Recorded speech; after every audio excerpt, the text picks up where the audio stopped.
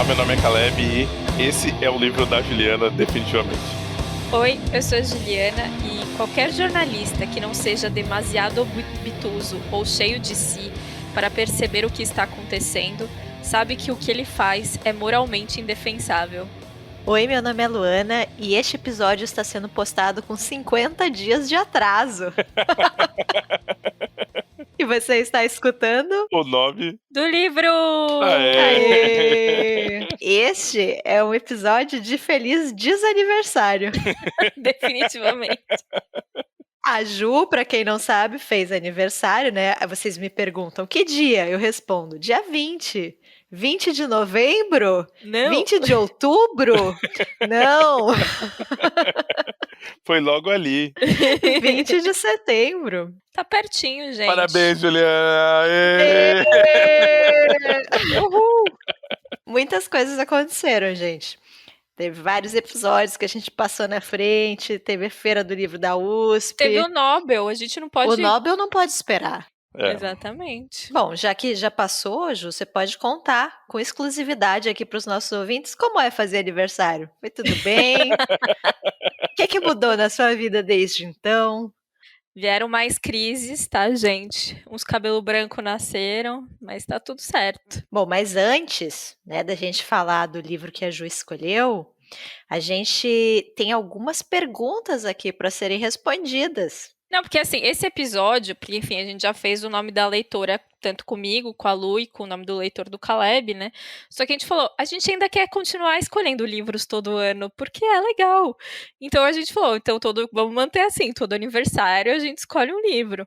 Só que, tipo, eu já contei toda a minha vida no episódio anterior. Não, eu acho que a gente já contou a todas as nossas, a gente já falou dos livros, assim, agora tá no freestyle quase, assim, tá? Não tem tanta vida para contar, né? Não tem, Não, não tem, assim, a definitivamente. gente já tá com mais de 3 anos de episódio, assim, então, assim, realmente tá no limite de experiência pra contar, assim. E depois de 2 anos de pandemia, você não tem história pra contar. Ou do tipo, eu tropecei quando eu fui ao banheiro enquanto eu trabalhava. Tipo, não tem emoção, sabe? É verdade. Eu achei que eu ia comer uma coisa e comi outra. Exato. O delivery atrasou hoje, É. né? Tipo, Eu tava numa reunião e a pessoa tava no mudo, ela não percebeu. Mas aí ficamos desesperados, não sabíamos o que fazer, como manter aqui o formato do nome da leitora sem ter que contar a nossa vida sobre a qual ninguém se importa. exato. Aí nós tivemos a ideia, acho que a Ju teve a ideia, na verdade, da gente pedir no nosso Instagram para as pessoas fazerem perguntas. O que vocês gostariam de saber sobre Juliana Lowenroth? E tivemos alguns questionamentos aqui interessantes. Então vamos começar por essas perguntas. Sim, eu tava com medo das pessoas fazerem perguntas discretas. Essas pessoas foram muito civilizadas, eu queria dizer isso. Muito obrigada, todo mundo. Que tipo de pergunta indiscreta? Eu não também sei, não entendi gente. isso. Qual escritor você já mentiu na cara que gostou do livro? Não, eu tô tentando. Eu acho que eu nunca falei com nenhum escritor assim. Mentira, Juliana. Ah, Juliana, claro que tem, Juliana. 50 mil autógrafos aí na estante. Mas eu normalmente pego autógrafo antes de ler, Caleb. Eu acho essa uma tática muito boa. Eu sou uma fraude, Caleb. Você ainda não se tocou disso? Tipo, na Flip. Eu leio um livro da Flip e pego autógrafo de 20 autores. Mentira, Juliana. Você faz sempre um projeto de ler na Flip. Quem faz isso é a Luana. A Luana é a virginiana de verdade desse podcast. A Lu leva a sério, não tá A certo. Luana tem até planilha. O negócio evoluído aqui. Não vamos criticar a planilha nesse episódio. A Ju faz o projeto, eu também faço. A gente fracassa, mas o projeto tá lá. Uns mais, outros menos, mas é que nem. Eu tô com um projeto novo. Eu vou pegar um pote de sorvete, porque tem que ser um pote de sorvete. E aí eu vou pegar todos os livros que estão na minha estante do meu quarto. E aí eu vou colocar inspirado no Volney. Vai dar certo? Provavelmente não, mas ele disse que também não dá certo pra ele, então eu fiquei um pouco mais feliz. Então tá tudo certo. No começo do ano, a gente pode falar os nossos projetos do ano. E aí você. Topo. Tá bom, vou contar. Projetos para fracassar. Exato, projetos pra fracassar. Eu já sei que vai dar errado, gente, mas eu quero fazer, então Deus me Se comanda. você não fosse tão negativista, daria certo, entendeu? Tá torcendo contra, né? Vamos começar, gente? Isso aqui tá virando bagunça. Vamos começar. Não, e assim, só um detalhe que é, as pessoas que fizeram perguntas, a gente deixou em suspense, então, esses 2 meses aqui, né, criou uma atmosfera ali de Tipo, e as perguntas? não, e as respostas, as perguntas já sabe, as perguntas já sabe. Mas já respondi isso no Instagram, hein. Cadê o episódio da Ju? As pessoas já questionaram. Tá vendo, Juliana? Tá vendo? Te desistiu dele depois de 2 meses. Tipo, deixa, ano que vem a gente faz. Só não desistimos porque a gente já tinha lido o livro. Eu falei: "Não, gente, ler é muito raro agora pra mim. Eu li Tem esse que livro, eu vou aproveitar, né, tem que aproveitar". aproveitar. Exatamente. Até a última assim, tem que dar aquela espremida, né, assim, aquela, né. Em que outro episódio a gente vai conseguir encaixar esse livro? Eu acho Muito muito Não tem difícil. muito, é muito Muito difícil. difícil. A gente pode fazer um episódio, assim, o menino jornalismo acabou, e aí interrogação, e E aí a gente aí pode falar Ok. A gente começa por aí, né. então vamos lá, vamos sério agora, Vamos lá? Posso fazer as perguntas? Sempre quis ser jornalista. Fica Pode. Eu vou ser aquele comentarista, sabe, é meio aleatório, meio Ó, eu fiz algumas divisões arbitrárias aqui com um sentido e uma lógica que só eu vou entender. temática. Exato. Começando por perguntas sobre leituras, hábitos de leituras, curiosidades, né. Então nós vamos começar com uma aqui da Noemi, que perguntou se você já chorou lendo um livro. Não. Nenhum, Juliana? Não, eu não chorei lendo o livro. Eu já dei risada alta no metrô e as pessoas acharam que eu era meio doida, assim. Juliana, isso não tem nada a ver com chorar. É o contrário, É o Ju, não sei. contrário, Juliana, você tá dando um exemplo. Eu sei, gente, mas não. Mas teve algum que você chegou próximo? Não. Eu só fico: "Poxa, que triste". Pô, que ruim, hein. Nossa, matou a filha, as 2 filhas e a esposa grávida. Nossa, que Hum. triste, hein. Que bad. Eu não sou muito fácil de chorar até em filme, essas coisas é difícil eu chorar, então Filme não, filme tem música, não tem como não chorar, não é possível. Sério? a cara do Caleb. Não, eu chorei vendo Veneno e falei pro Caleb, eu chorei vendo Veneno da HBO Max. No último episódio eu fiquei tipo, mas é muito difícil isso acontecer.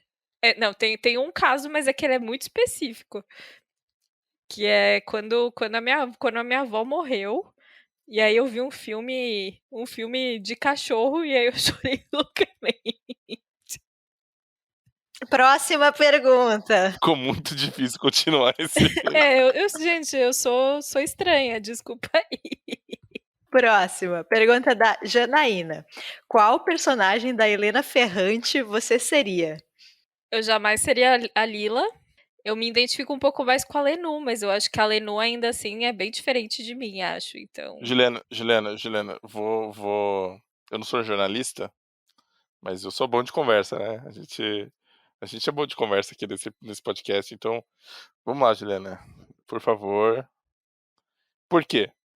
Então, acho que, assim, a Lila, apesar de ter toda essa questão do sofrimento, né, que eu não desejo passar por isso tudo, né, eu acho que tem a questão dela ser muito atrevida, muito, né, assim, vou e faço. E eu não sou assim, eu sou mais, acho que a Lenu que é mais na dela, né, tenta ir atrás das coisas dela, mas mais quieta, tem uma insegurança muito grande do que ela tá fazendo. É que tem coisas que eu não faria que a Lenu fez, né, de tipo, ela enfim, mas eu acho que me identifico um pouco mais com ela. Mas eu acho engraçado, né, porque as pessoas quando liam falavam: "Ai, nossa, a Lenu, que raiva dela", e eu super: "Não, mas eu entendo o lado dela, gente, olha aí". Então, eu acho que eu sou um pouco mais defensora da Lenu do que muita gente. Outra pergunta aqui da Janaína, ó. Escolha um subdrama familiar favorito. E aí, bafão familiar, né, Ju gosta de quando a gente fizer a nossa loja de camisas, a camisa que a Ju vai fazer o merchan vai ser gênero favorito, bafão familiar. Pode dar uma bela camiseta, hein. Gosto. E aí ela dá alguns exemplos aqui: pais e filhos, divórcio, segredos de família ou algum outro bafão aí que você goste. Nossa, cara, essa foi difícil, porque nessa hora quando você pergunta o favorito, você esquece de todos os livros que você já leu na vida, né. Eu acho que eu gosto muito de livros que têm a relação mãe e filho. Acho que pensando assim, tirando o da Ferrante, né, que eu já falei bastante, eu gosto muito do Meu Nome é Lucy Barton, da Elizabeth Strout, que tem todo o bafão familiar, é que ele se espera aí, como eu posso dizer? Boa parte do livro acaba que é o diálogo entre a mãe e a filha, mas tem todo um bafão familiar atrás que envolve toda a família. E eu acho muito, muito bom. É um livro curtinho, não é tão impossível de ler, assim, como um livro. Você vai falar, não, eu li 4 livros aí, né, então talvez. Eu gosto muito, acho, assim, muito, muito bom. Deixa eu ver se eu consigo lembrar de algum outro aqui. Eu entrei até no meu Scooby pra ver, porque, obviamente. A gente leu recentemente um bafão familiar, que é o Reparação, né? Rivalidade irmã caçula complexa, em linhas gerais, E segredos, né? Segredos de família ali, né? em muitos segredos. Então, tem um outro que eu gostei muito de ler esse ano, que também é bem bafão familiar, assim, que é um conflito dela com os pais, principalmente, porque ela foi meio que criada ao léu, assim, é o Estrangeira, da Cláudia Durastante. O começo, assim, a primeira parte do livro é só bafão familiar, é uma coisa, assim, é surreal de maravilhoso, porque é uma família, pensa numa, enfim, é meio que autobiográfico, né, óbvio que tem muita ficção e tudo mais, mas é tipo, meu Deus, sabe, tipo, é surreal, assim, a família, então eu gostei muito de ler. O jeito que ela escreve é engraçado, é interessante. Enfim, acho que esses estão bons, assim, acho que são bons bafões familiares. Mas esse é um gênero interessante mesmo, né? Do mãe e filha, né? Eu gosto bastante. Eu gosto bastante. E tem muito, né? Próximo, Uhum. Próximo. a Nath, nossa amiga Nath do canal Redemunhando, perguntou: qual livro você acha um desperdício de papel? Ô, louco, bicho. Ô, palavras Eita! fortes, hein? Vai ficar em cima do muro, Juliana? Eu tô tentando lembrar de alguma coisa que eu tenho odiado, mas eu não. Pô, Juliana. Guarani, né? Sempre, sempre ele. Ah, gente. Desculpa aí a galera da história da literatura, mas não precisava daquilo, não, né? Não precisava. Ó, a Nath continuou aqui, ela fez mais uma pergunta, e se você achou essa difícil, a próxima é pior. A Nath perguntou: autor detestável, obra maravilhosa. Gente, eu tô olhando pra minha estante como se tivesse alguma coisa que pudesse me ajudar Uma aqui. resposta, como se a resposta estivesse ali.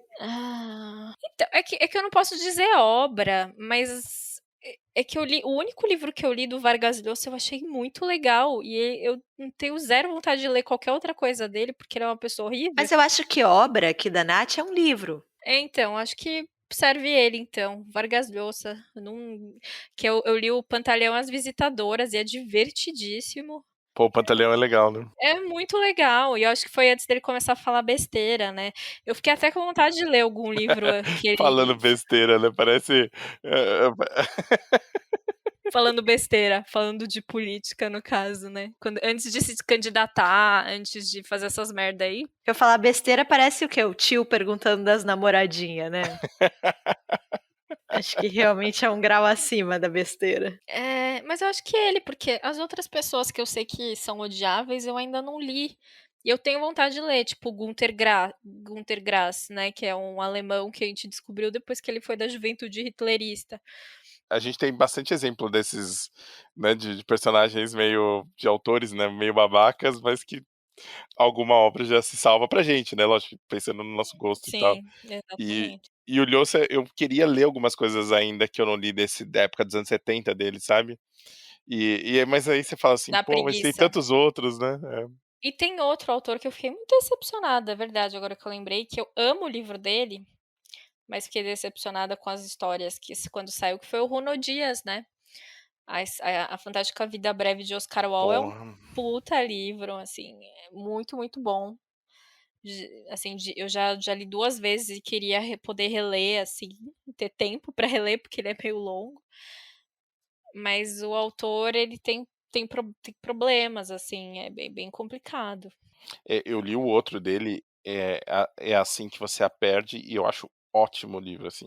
Hum. Livro de contos, assim, acho que talvez hoje eu veria alguns problemas nele pensando nesse aspecto, assim, mas eu realmente gostei, assim, sabe. E o Oscar Wilde é puta animal, né. Não, e só pra, né, quem tá ouvindo, né, recentemente, acho que foi ano passado, ano retrasado, né, Hum. saiu uma matéria, né, sobre o Rono Dias, O enfim. pior de tudo que ele fez é que eu acho que ele soube que ia sair uma matéria sobre ele, e aí, antes disso, ele fez um texto. Então, assim, quem estava de fora, como eu, e, sei lá, a torcida do Flamengo, saiu um relato dele falando sobre quando ele era criança, ele sofreu abuso sexual. E, cara, é um texto muito foda.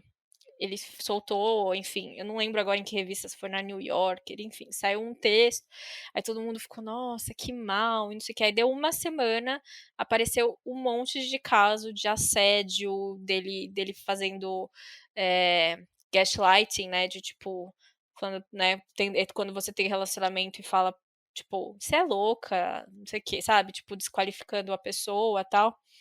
Então, ele é uma pessoa, então, assim, ele meio que tentou se justificar antes de sair a história dele, sabe, do tipo, dele ser dessa pessoa abusiva, o que, enfim, não caiu muito bem. Então, meio que calculado, tanto que ele sumiu, eu nunca mais vi nada dele, assim, nunca mais.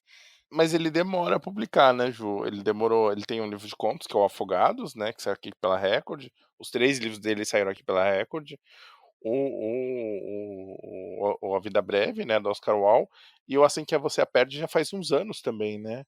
Então desses autores um pouco, né, que lança Mais demorados. é, Ai, vamos ver. Próxima. Uhum.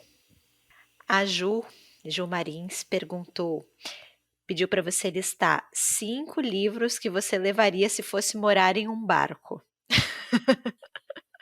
Inspirado em certas pessoas. E 5 livros que você abandonaria em uma ilha. Meu Deus, Ju, que É sacanagem. difícil, difícil. O livro no barco, pensa que você só vai ter esses 5 aí, eu acho que essa é a ideia. Exato. Talvez livros que você gostaria de reler, talvez livros grandes, já que você só vai ter 5. Só vai ter ele, exato. Eu acho que eu um grande que eu queria reler é o Jane Eyre da Jane Au da Brontë. Eu nunca lembro, é a Charlotte, né. Eu nunca lembro qual das irmãs que Charlotte. ela é. Acho que o Jane Eyre, eh, os da Ferrante, os 4 contam como um ou contam como 4? Contam como você quiser, você é aniversariante. Acho que eu levaria todos os contos da Lígia Fagundes Telles, só livro grande, gente, pra, né.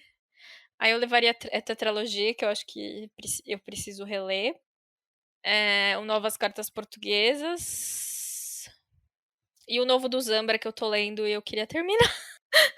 Boa. O poeta chileno, que aí vai dar tempo, porque ele tem 400 páginas, gente. E o que eu deixaria na ilha ia ser o baú da letras, né. Ia ser o Guarani, o Primo Basílio. Teve alguma outra coisa traumática que eu li? Madame Bovary, eu não consegui ir muito adiante, então eu abandonava ele lá, tadinho da Madame Bovary. Nenhum de Odisseia, Ilíada. oh, bem lembrado, hein, bem lembrado, hein. Ótima lembrança, Lu. Odisseia, Ilíada e Eneida, assim, um box com os 3, assim, tipo, vai com Deus.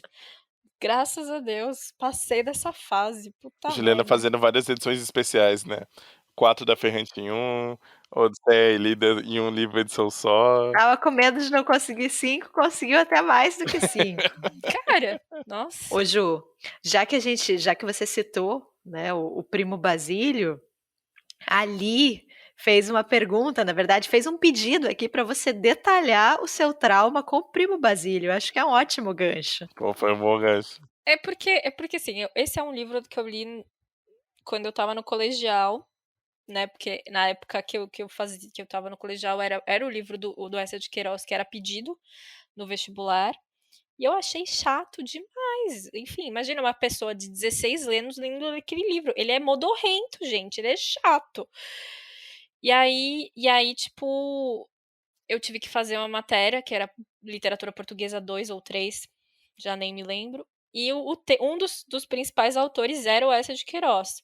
E para fazer o trabalho, tinha que ler um dos livros. E eu tinha entendido que era Os Maias, do Eça de Queiroz. Aí eu falei, todo mundo fala que é o melhor livro dele, então eu vou ler Os Maias. Aí, tipo, uma semana antes de eu começar a ler Os Maias, eu descubro que, surpresa, não é Os Maias, é o Primo Basílio. E assim, era uma disciplina, enfim, a Lu e o Caleb fizeram com essa professora, que você tinha que fazer assim. Você tinha 2 trabalhos, um que valia um pouquinho da nota e o segundo que era a análise do livro. E esse primeiro, você tinha que ler algum texto teórico que você ia tratar sobre aquele livro que você ia fazer o trabalho final. E eu já tinha lido o texto do Eça de Queiroz. Então eu fiquei presa a Primo Basílio de novo e eu falei, puta merda, eu vou ter que reler essa caralha. E aí eu fiquei, tipo, 3 meses lendo, sei lá, 5 páginas por semana, sabe? Tipo, morrendo, porque ele é uma narrativa muito longa. E acho que eu já comentei aqui, assim, essas coisas que têm descrições muito longas me perdem. Enfim, eu já falei aqui que eu me encontrei no dia que eu descobri o que é a fantasia, né? Procurem saber o que é a fantasia, né? Que é essa questão de você não conseguir formar imagens na sua cabeça, né? Você pensa de uma forma diferente. E aí fez todo sentido, porque todos esses livros muito clássicos, com muita descrição, são os livros que eu mais odeio na vida, assim. Porque eles, para mim, não fazem essas partes, assim, são tempo de vida que eu perdi, sabe? O Primo Basílio tinha muito isso. Que aí descreve o braço da Luísa, descreve a blusa da Luísa, aí, tipo, em 5 páginas, sabe? Tipo, e aí eu acho tudo muito chato. Essas coisas é basicamente isso. Eu gostei da palavra modorrento. Eu achei pesado também, né? Achei. Ouvintes, digam aí, que livro para vocês é modorrento? Modorrento. É uma boa categoria. Livros modorrentos. É que você fala modorrento, assim, você já imagina, nossa, assim, você já imagina o seu sofrer com aquele livro, assim, né? Uma coisa meio. Já vem o peso, né? Do tipo. É. Então, seus 5 livros para o barco é o Jane Eyre, Os Contos da Lígia, Novas Cartas Portuguesas, Tetralogia Napolitana e Poeta Chileno. Isso. Temos uma outra pergunta aqui, a Lê, ela tá aqui, tem a ver, só que ela tirou o barco e pensou em espaço sideral. A Lê perguntou, se você fosse teletransportado para outro planeta e pudesse levar só um livro, qual seria? Então, desses 5 agora você vai ter que escolher um. Ju está suando. Ela está sentindo que dessa resposta depende toda a sua vida. Exato. Eu acho que nesse caso eu levaria o da Ferrante, porque é mais, já que eu tô roubando. E tem uma vantagem. Como aquele papel da Globo é muito ruim, o livro é super leve, então os 4 têm o peso de um. Pensa nisso. O espaço sideral agradece. A Lê perguntou também se você já fez alguma loucura para conseguir um autógrafo. Loucura não, mas já fiquei em filas muito grandes, assim, em Flip. Assim, principalmente nas primeiras. Eu ia sozinha, né? Porque às vezes o Caleb estava trabalhando, eu ficava sozinha durante o dia e encontrava o Caleb à noite. Ou teve ano que ele não conseguiu ir a trabalho, então ele só ia me encontrar no final de semana. E aí teve a do Walter Ugumãe, cara. Foi uma grande comoção a mesa do Walter Ugumãe. Eu acho que eu fiquei quase 4 horas na fila. E teve a do Joe Sacco também, quando ele veio. E aí a fila não acabava, só que eu acho que ele tinha horário para uma outra coisa, para um outro compromisso. Ele não tava dando um curso? Na Flipzone, acho que era isso, era bem isso. Acho que então a fila já tinha durado mais ou menos umas 2 horas. E aí eles falaram: olha, gente, vamos ter que terminar aqui a fila, mas amanhã de manhã. Isso quando a Companhia das Letras ainda tinha casa. Saudades, inclusive. A companhia onde hoje em dia fica a Casa da Folha, nas últimas edições, era a casa da Companhia das Letras. E aí eles falaram, a partir das 10 horas da manhã a gente vai estar dando autógrafo. Eu lembro que eu acordei cedo, aí o Caleb tava comigo também já. E aí a gente, pra pegar a senha, né, pra pegar o autógrafo do Joe Sacco. E aí eu consegui pegar o autógrafo dele. Emocionadíssima, porque Joe Sacco. A gente podia estar lendo o livro do Joe Sacco também, né, Sim, do episódio de verdade. hoje.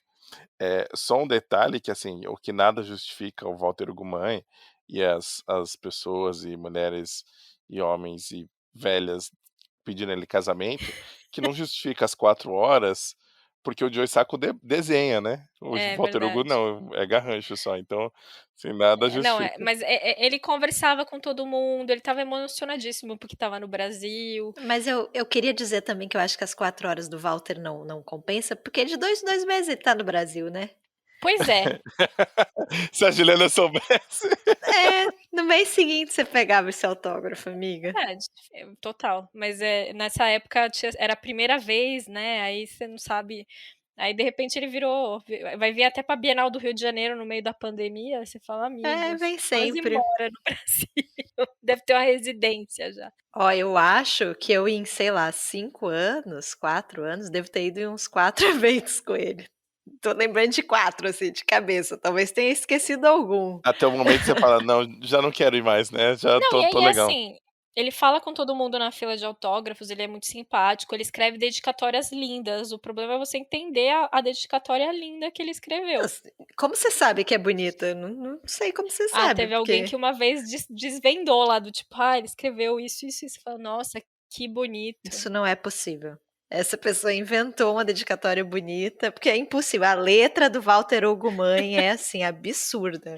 O Leco entenderia, o Leco farmacêutico. Eu acho que eu tenho uma foto do meu autógrafo do Walter Hugo Mãe, vou colocar no grupo de apoiadores. Farmacêutico, gente, farmacêutico tem, ó. Eu acho que vale a tentativa com o Leco aí, viu, Não, eu porque digo isso porque meu vô era farmacêutico, né, então ele entendia umas letras que Deus amado, assim, era muito engraçado, você mostrava, assim, você falava: "Vô, o que que é isso?". Hoje em dia tá tudo digital, gente. Levam lá impresso. Graças a Deus, né, porque se o coitado do Leco não entendesse a receita, o paciente morria, né. Basicamente, basicamente. Uma última pergunta aqui sobre hábitos de leitura, da Ju, de novo, da Ju Marins. Ela perguntou: "Além do Manifesto Comunista, qual outro livro você colocou na mochila do filho do Luciano Huck?". Se essa fanfic fosse real, vê se que deu muito errado, né. Ju, conta de novo essa história, eu acho que vale a pena a gente fazer um upgrade aí nessa fanfic. De que Luciano Huck é esse? De que a gente tá falando, Ju? Bom, enfim, quando eu trabalhava na livraria, há mais de 10 anos, eu fico um pouco assustada quando eu vejo que isso aconteceu há mais de 10 anos. Enfim, quem trabalha em livraria, ou qualquer comércio, imagino, domingo é o pior dia, porque é um dia que você não queria estar ali trabalhando, as pessoas vão lá, tipo, para bagunçar a loja e muitas vezes não comprar. Eu trabalhava no setor infantil, que era muito pior, porque as pessoas tratavam como setor de lazer das crianças, enfim. Então, o domingo era sempre um dia muito difícil, e a gente entrava meio-dia. Só que óbvio que a gente chegava um pouco antes para bater cartão, ligar, acender luz da loja, blá-blá-blá, fazer, né, o povo do caixa abrir caixa e tudo mais, abrir o dinheiro do caixa e tal. E aí, eu tô chegando perto da vitrine da loja que eu trabalhava e tem uma pessoa ali tentando olhar na vitrine, ver se aparecer alguém. Aí na hora que eu tô entrando, assim, na loja, ele falou assim: "Oi, tem como eu entrar antes?". Aí eu olhei, era o Luciano Huck. Aí eu falei: "Ah, espera um pouquinho que eu vou ver". E falei: "Foda-se". Entrei, ó, fui bater cartão, fui beber minha água. Só que aí quando eu desço para o infantil, né, porque onde bati o cartão era no segundo andar da loja, um puxa-saco do Luciano Huck tinha deixado ele entrar. E aí ele estava já no infantil, né, porque ele queria comprar um presente de aniversário, enfim, qualquer coisa dessas. E aí entrou ele, os 2 filhinhos, na época ele tinha 2 filhos só, os meninos, e uma babá. Estavam eles lá. Mas os meninos, pelo menos, eles não tocaram terror no puff. Pelo menos isso, eles eram muito quietinhos, educadinhos, assim, então mas eu barrei a entrada do Luciano Huck da loja e essa é uma grande fanfic. Ele quis meter o... Eu não posso entrar antes de todo mundo E ele conseguiu. Conseguiu porque tinha um cara que era muito puxa-saco. Muito puxa-saco. Inclusive da gerência, enfim, ele era puxa-saco de todo mundo. E aí, provavelmente, na hora que ele pediu, mas é claro, vocês não querem um copo d'água, sabe assim? E aí, a fanfic a Ju viu ali uma oportunidade. Tava os molequinhos ali do Luciano Huck dando sopa. Ela ali colocou um manifesto comunista dentro da mochila, né? Olha, se eu tivesse uma máquina do tempo, talvez eu voltava pra fazer. Tinha metido aquele Capital para Crianças do Marx. A Revolução Russa explicada em quadrinhos, né? Aquele da Boitempo, que é o Deus Dinheiro, que chama? Esse mesmo. Eu só imagino o Luciano Huck assim, abrindo a mochila do filhinho, falando: o que você tá fazendo com esses livros aqui? Você quer virar comunista? E o moleque nem tipo olhando assim, falando: desculpa, pai. Eu não sei como veio parar na minha mochila. E dessa vez ia ser verdade, né? Ai. Já que tivemos este vislumbre da personalidade de Juliana, vamos para perguntas agora sobre personalidade, Ju, sobre Meu você. Deus. Você por si mesma. Juliana por Juliana. A Janaína perguntou: você se julga uma virginiana típica? Não. Elabore. Eu acho que eu sou no perfeccionismo e na parte meio metódica, mas eu sou uma pessoa, assim, 100% caótica, assim, então zero virginianismo nisso. Eu acho que o virginianismo também entra no pragmatismo. Eu sou bem pragmática, né? Assim, acho que nisso, mais do que organização, pra mim tem relação com o virginiano, essa coisa do...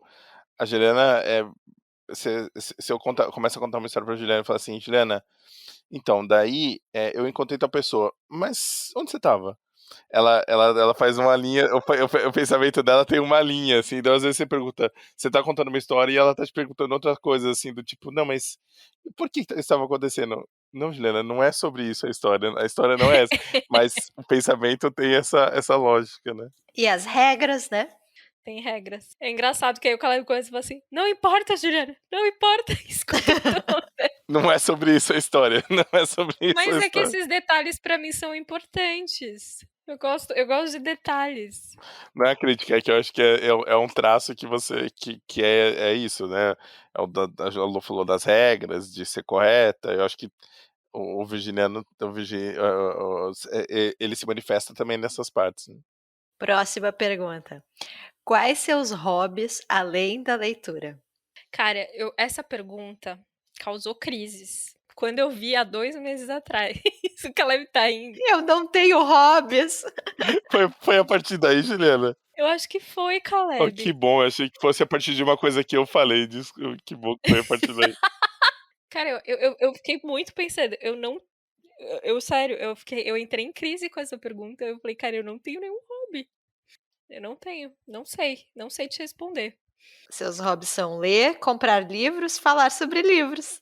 E tipo, assistir filme ruim. Novela. Assistir novela. E SPTV. Adoro SPTV. Se bem que agora que o César Tralli saiu, eu fico um pouco triste. Mas é isso, assim, eu não tenho, assim, eu entrei real em crise. Eu falei, gente, eu não tenho nenhum hobby. Sugiram um hobby pra Ju, por favor. Mandem gente. sugestões. Foi uma sugestão legal aí. A Ju gosta de fotografar flores também. É verdade. É verdade. Se eu me levasse a sério, eu acho que um dos meus hobbies seria fotografar, mas eu tenho vergonha de tirar foto na rua. Mesmo com o celular, eu tenho vergonha. Real. Você pode perceber, assim, que, tipo, muitas vezes quando eu tiro foto, eu faço rapidinho, assim, sabe? Tipo, não assim quando eu vou tirar foto de pessoas, né? Porque aí, tipo, vamos tirar uma foto aqui, aí beleza. Mas, sei lá, eu vejo uma coisa legal e eu falo, putz, isso daqui, vou tirar uma foto. Eu faço rápido, e aí eu vou ver depois a foto, aí ficou fora de foco. Eu sempre achei que fosse medo de roubo aqui em São Paulo, sabe? Bom, tem isso também, porque eu sou a rainha do celular furtado, né? Teve uma época que, assim, era um atrás do outro, assim, eu pegava o celular, era furtado, eu pegava o celular, era furtado. Tem um pouco disso, mas também tem de vergonha mesmo, de parar e tirar uma foto, assim. Eu morro de vergonha. Você também, né, Lu? Eu não sei que não é sobre mim, né? Nem sempre é sobre mim, mas tem uma história que eu conto, que é assim, eu fiz faculdade de cinema. E aí, dentro dessa faculdade, eu tive uma matéria de fotografia. E a professora pediu pra gente sair na rua e fotografar pessoas. Deus que me livre. Não era só sair na rua, tinha que fotografar pessoas. E aí eu tentei, mas eu não consegui, e aí eu dei um migué. Eu fiz toda uma resposta filosófica, e aí meu trabalho chamava Muros e Grades. E aí eu fotografei muros e grades como se as pessoas estivessem atrás. E eu tentei Maravilhoso. escrever sobre isso, mas não funcionou, não deu certo. Ela mandou eu refazer o trabalho, não. Não, mas pensando nisso, Lu, que eu tive 2 semestres de fotografia. E aí, eu amava, eu até comentei, né, que fazia revelação e tal. Só que, tipo, quando tinha coisas pra fazer, para fazer foto, eu fazia dentro, porque eu fiz PUC, né? O campus dela não é um campus da USP, mas tem prédios interessantes. Então, teve uma vez que eu precisei fazer sessão de fotos, eu fui na biblioteca, aí na outra eu consegui uma autorização e tirei fotos da capela. Então, eu gosto muito de tirar fotos de detalhe, então sabe, tipo, o detalhe do arabesco, da capela, essas porras assim. E a galera saía pra rua pra fazer fotoreportagem. E eu acho animal fotoreportagem, mas eu não tenho coragem, eu tenho vergonha. O programa virou um programa sobre a nossa timidez, né? Eu sempre falo que se eu pudesse escolher uma qualidade, qualquer uma, você pode escolher o que você quiser, está no mercado ali das qualidades. Pra mim seria a cara de pau. De verdade. Eu acho a melhor, a maior qualidade de todas. É. É você só fazer, sabe? Porque a gente sofre por antecedência, né? De tipo, eu vou perguntar e tomar um não. Não, e ao longo do tempo a gente percebe que a grande verdade do mundo é: ninguém se importa. Olha a camiseta, a grande verdade do mundo é que Não, assim, ninguém se é real, assim, do tipo, às vezes a gente sério, tá numa neura e, cara, Sim. a verdade é, cara, as pessoas estão se lixando, assim, sabe. Lógico, você tem pessoas que gostam, pessoas que se importam com você, mas assim, cara, o mundo não tá nem aí pra você, sabe, tipo, daria pra fazer essas coisas e outras, assim, sem problemas, mas eu concordo com a cara de pau também, eu também sou um pouco É porque com isso também você consegue se vender, que é outro problema. Saber se vender, sim. né? Do tipo, pra uma vaga de emprego, pra um, sei lá. Você fala, não, ó, que legal. Aí você fica. Ter cara de pau é bom, deve ser bom mesmo. Deve ser legal. Deve ser. Deve ser. Assim como ser rico. Deve ser bom ser rico, né? Deve ser mais legal do que. Eu tava falando de qualidades, né, Ju? Não de defeitos. Não, sim. Mas deve ser bom. As pessoas sempre falam: "Ah, que dinheiro não traz felicidade". Eu queria só ter o suficiente pra saber, assim, sabe. Só pra falar assim: "Ah, Tirar a prova. Ok, você provou seu ponto, né? Tipo, é, você tem razão. não trouxe, mas eu vou continuar assim mesmo". Depois de todas essas mensagens edificantes, espero que tenham melhorado aí sua visão de mundo, quiçá o seu dia. O Leco perguntou: que país ou cidade você quer muito conhecer? Eu acho que uma das principais é Berlim, né? Tenho muita vontade de conhecer Berlim. Deve ser uma cidade meio maluca, né? Porque teve a fase da divisão, né? E eu queria muito voltar pro Peru, cara. A gente foi em 2016, Caleb? 16, 15. 2015. E sério, assim, acho que ainda tem muita coisa pra conhecer de lá. A gente ficou, sei lá, 7 dias. E sério, tem muita coisa pra conhecer. Assim, é uma cidade incrível. Quer dizer, uma cidade não. Lima é uma cidade incrível. Peru é um país maravilhoso. E acho que tem muitas outras cidades ali que a gente acabou não conseguindo colocar no roteiro por falta de dinheiro. Que, nossa, eu sei que é meio ridículo, né? Tipo, você nunca viaja na vida E aí, quando você tem a oportunidade de viajar, você fala, eu quero voltar para tal lugar, né? Em vez de conhecer um lugar novo. Mas eu acho que esse seria um lugar que eu voltaria fácil. A Sandra fez uma pergunta que tem relação aqui. Ela perguntou: um lugar que você tem vontade de conhecer por causa da literatura? Não sei se Berlim ou se o Peru entra Eu acho que nessa. mais Berlim entra, né? Porque, enfim, eu lia muita coisa sobre Segunda Guerra, né? Tem toda essa coisa da divisão do muro, que deve ser meio impressionante, né? De pensar como é que era isso, assim. E é uma cidade, todo mundo que vai e fala, assim, que é muito nítido, né? O que era soviético e o que era, entre aspas, ocidental. Assim, eu tenho muita curiosidade de conhecer lá. Deve ser maluco. O Leco perguntou, Ju. Aqui essa é a pergunta mais importante neste episódio. Peço a todos calma, atenção, dicas, né? Pegue um caderninho para anotar.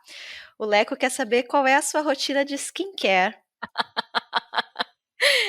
Essa foi um complô com a Carol. Gente, eu sou a maior negação desse mundo. Eu já tomei broncas da dermatologista, inclusive. Mas eu deveria passar protetor solar todo dia e eu não passo. Mas enfim, eu lavo o rosto. Eu lavo o rosto e de vez em quando quando eu lembro, eu passo um hidratante. E torce pelo melhor. Eu lavo o rosto. Não, mas é com sabonete específico, Ah, tal, tá, não é? não, tudo bem. Entendeu? Então explica melhor, Juliana. Falou, lava o rosto. Pô, assim, quando a gente acorda, pô. Eu faço esfoliação e tal, de vez em quando, mas não posso muito, né? Eu já tomei bronca sobre isso também. Que eu acho satisfatório fazer esfoliação no rosto, mas não posso. Enfim, eu só faço coisa errada. Aí tem uns domingos, às vezes, à noite, que eu compro, eu ganhei umas máscaras, e essas são legais, aquelas que você bota um papel assim na cara, sabe? Aí isso é muito gostoso. Eu recomendo. Ó, a Patrícia perguntou o que te motivou a entrar nas redes. Eu acho que ela está perguntando sobre criação de conteúdo, assim, o que te motivou a começar a criar conteúdo na internet e no podcast também, que te motivou a fazer um podcast. Essa eu vou dar a resposta, spoiler, essa resposta é Caleb. Caleb, total. Ah, no caso do podcast, é total Caleb. O Caleb é muito entusiasta do podcast, né? Eu acho que ele contagiou a Lu também. Aí teve um dia que ele falou assim, porque assim, rapidamente contando a história, essa parte. A gente fazia a USP, e aí eu ia pra minha casa e de carro, né? De Uber, no caso, porque eu não tenho carro. E a Lu e o Caleb pegavam o metrô, porque eu moro, né, meio perto da USP e não tem ônibus pra minha casa. Muito fácil. Então, eu ia de Uber, não era tão caro assim, né? Então, era um orçamento que já estava ali previsto. E aí o Caleb e a Lu iam de ônibus. De ônibus não, desculpa, de metrô. Enfim, pegava a linha amarela e fazia uma viagem um pouco mais longa. E aí teve um dia que o Caleb voltou pra casa dele e falou assim, ó, já combinei com a Lu, a gente vai gravar um podcast. Aí eu, tá bom. E assim, enfim, eu não sei como se deu a conversa, enfim, eles que têm que contar. Mas pra mim foi tipo, ó, já marquei aqui. E você tá dentro. Vamos aí, assim, não, mas cara, o canal também foi assim, tipo, a ideia não partiu de mim, definitivamente. Mas falaram, vamos fazer? Vamos, vai, vamos. Aí eu fiz, né? Porque era pra, na verdade, ser um canal com mais pessoas, né? Não só eu e o Caleb. E aí a gente fez e já começaram o blog, e acho que foi uma ideia em conjunto, assim. A gente tava pensando como continuar em contato com os livros, principalmente eu, né? Porque a Caleb ainda continuou trabalhando na livraria depois que eu saí, e depois foi para editoras e tal. Eu que estava num mundo totalmente diferente. E aí a gente ficou, como a gente pode fazer e tal? E tava surgindo, né, os blogs, né? Quer dizer, já existiam, obviamente, mas assim, mais segmentados esses de editora, editoras começando a fazer parceria. Então, foi aí, assim, a gente foi um ano, né, que eu tinha entrado nesse trabalho e, enfim, eu não estava gostando muito desse lugar. Ainda fiquei 7 anos nesse lugar, risos. Mas, eu não estava gostando e estava rolando, acho que era a comemoração de 25 anos da Companhia das Letras, uma coisa assim, e eles estavam fazendo um monte de evento, e eu estava indo, assim, toda noite eu ia para algum evento de literatura, sabe, palestra de autor, não sei o quê. E aí uma dessas coisas foi o lançamento do blog da Companhia das Letras. E aí o Caleb foi comigo né, porque ele, enfim, acho que ele estava fazendo alguma coisa à noite, acho que era faculdade, e não podia ir, né, todos os dias. Ele tinha aula em alguns dias. E aí quando a gente saiu empolgadíssimo. Nossa, que legal o blog, vamos fazer blog, quem que a gente vai chamar para fazer com a gente? Começou a pensar em nomes e tudo, já saiu. Então a gente saiu com o nome, com quem ia ser colunista. E aí a gente só foi fazendo convite, assim, então foi muito isso, assim, eu comecei a falar, a participar, assim, eu já tinha blog pessoal antes, quando jovem, risos, mas eu sempre gostei muito dessa plataforma de blogs, né, e, e numa época que o jornalismo, inclusive, né, muito jornalista começou em blog e partiu para outras coisas e fazer colunas e tal, então eu acompanhava muita coisa. Mas de fazer mesmo e ser uma coisa duradoura foi por aí. E ainda sobre podcast, Ju, tem uma pergunta aqui do Leco, se você escuta podcasts, quais podcasts você ouve enquanto anda de metrô? Bom, eu infelizmente não ando de metrô, porque o meu trabalho não tem metrô, da minha casa para o trabalho. Queria, mas não tem. Eu ouço, mas não com a frequência que o Caleb e acho que a Lu ouvem, né, mas eu ouço. E eu ouço uma coisa, eu ouço de forma meio dispersa, assim, sabe, eu não tenho uma coisa que, tipo, sai e eu escuto todo, sabe, tipo, então, por exemplo, eu escuto o que o João tá fazendo agora, o Várias Histórias, apesar dele, né, contra a minha vontade, ter feito um sobre o José de Alencar, mas eu vou ter que escutar, né, porque, né, Denúncia. denúncia. Denúncia aqui. Eu falei pra ele, tava amaldiçoado esse episódio. Ele quis manter no José de Alencar, mas enfim. Mas aí, tipo, eu gosto muito desses que são bem diferentes do. Assim, eu gosto desses de roda de conversa, né? Eu gosto muito do Braincast, mas não todos os temas, porque tem uns convidados que são muito chatos. Então, dependendo do convidado, eu não escuto. Mas eu gosto desses de roda de conversa, mas eu também gosto muito desses tipo de história. Então, por exemplo, eu pirei no. Não é retrato falado, é retrato contado, ou uma coisa assim, que é sobre o Bolsonaro, é, o Praia dos Ossos, esses mais de contar história, ou esses de reportagem, sabe? Que o podcast é uma reportagem. Eu gosto bastante também. Então tem os do Chico Felice, né? Isso é um meme, o isso está acontecendo. Não, não é um meme e isso está acontecendo, enfim. Mas eu gosto de um que o Caleb fala que não consegue ver muito a graça, que é uns episódios curtinhos da Deia, o Não Inviabilize, que são histórias de bafão, sempre. E ele fica tipo, mas por que você gosta? São tipo episódios curtinhos. Não, eu entendo, é bom e tudo mais, mas Ele não tem tanto apelo pra você, né. Mas acho que é isso, porque normalmente eu não consigo escutar podcast enquanto eu trabalho. É muito raro, a não ser que eu esteja fazendo uma coisa muito mecânica, né. Do caso contrário, eu perco a atenção e tudo mais. Então, eu acabo ouvindo mais música do que podcast por conta disso, mas eu tento ouvir um pouquinho de tudo, assim, sabe. Bom, eu separei aqui uma última pergunta, que aí eu acho que com essa pergunta a gente consegue fazer um gancho pro livro, né? Sim. Que foi a pergunta da Luciana. Ela escreveu que ela é apaixonada por jornalismo e ela queria saber mais sobre a sua experiência na área, sua experiência com jornalismo. Infelizmente, o jornalismo não me quis. Isso. Gente, eu fiz faculdade. É isso que a Lu falou, né? de querer ter a cara de pau, eu acho que para ser jornalista você tem que ser muito cara de pau, assim, sabe? Tipo, e não num jeito ruim, assim, para fazer contatos, para fazer, né, para saber se vender pauta, vender. Porque isso, hoje em dia, para você conseguir um emprego no jornalismo, um emprego fixo, não existe, né? E aí eu acho que eu tive muita.